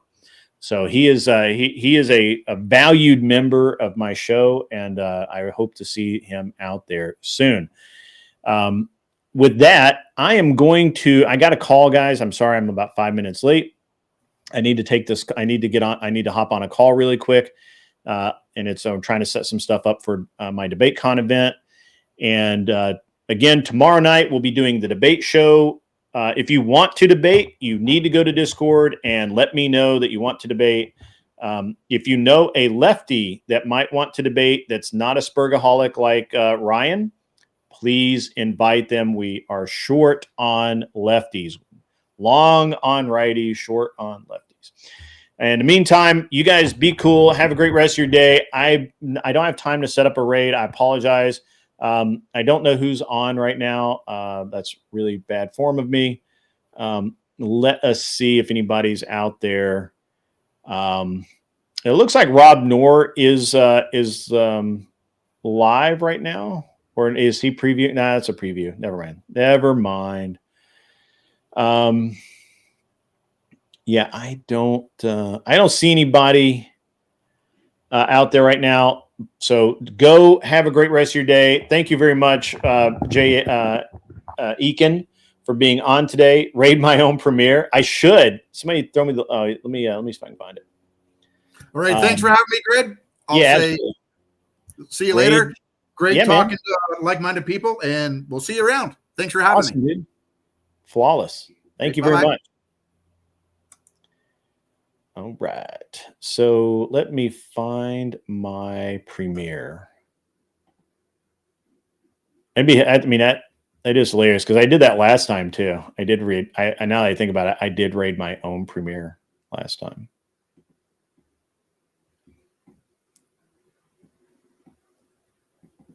So let's see if I can make this happen.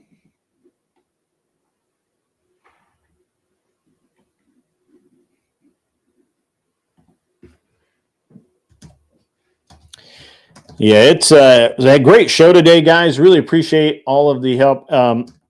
We did have Not Lowe's 2 show up. He was having a great time. He was, he was trying to be a, I don't know what he was trying to be honest with you. He was, I'm actually really not sure what his point was. The thing is that like a lot of lefties, he didn't read past the title. And when you got into the meat of the discussion, he was out to fucking lunch. And as normal, I had to call him out on it. He did have a couple of points. I didn't get a chance to really get into them, but that's okay.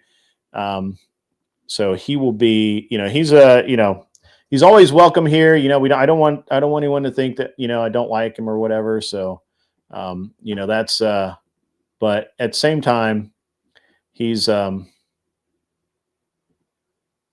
at the same time, he's he is who he is, right? So,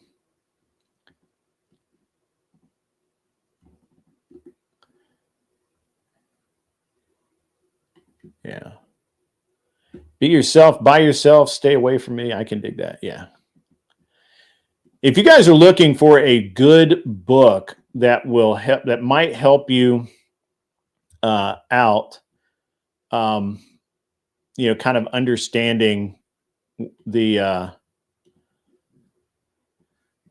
the, what am I trying to think of here? How to,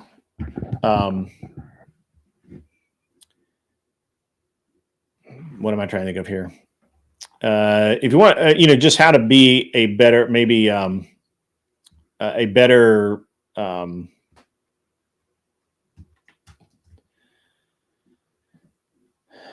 competitor, better in some ways in life, that kind of thing, then there's a lot of stuff going on. I can't raid my own premiere. So you guys are just going to have to go hang out, go watch the premiere. I'm going to throw the link down in the chat.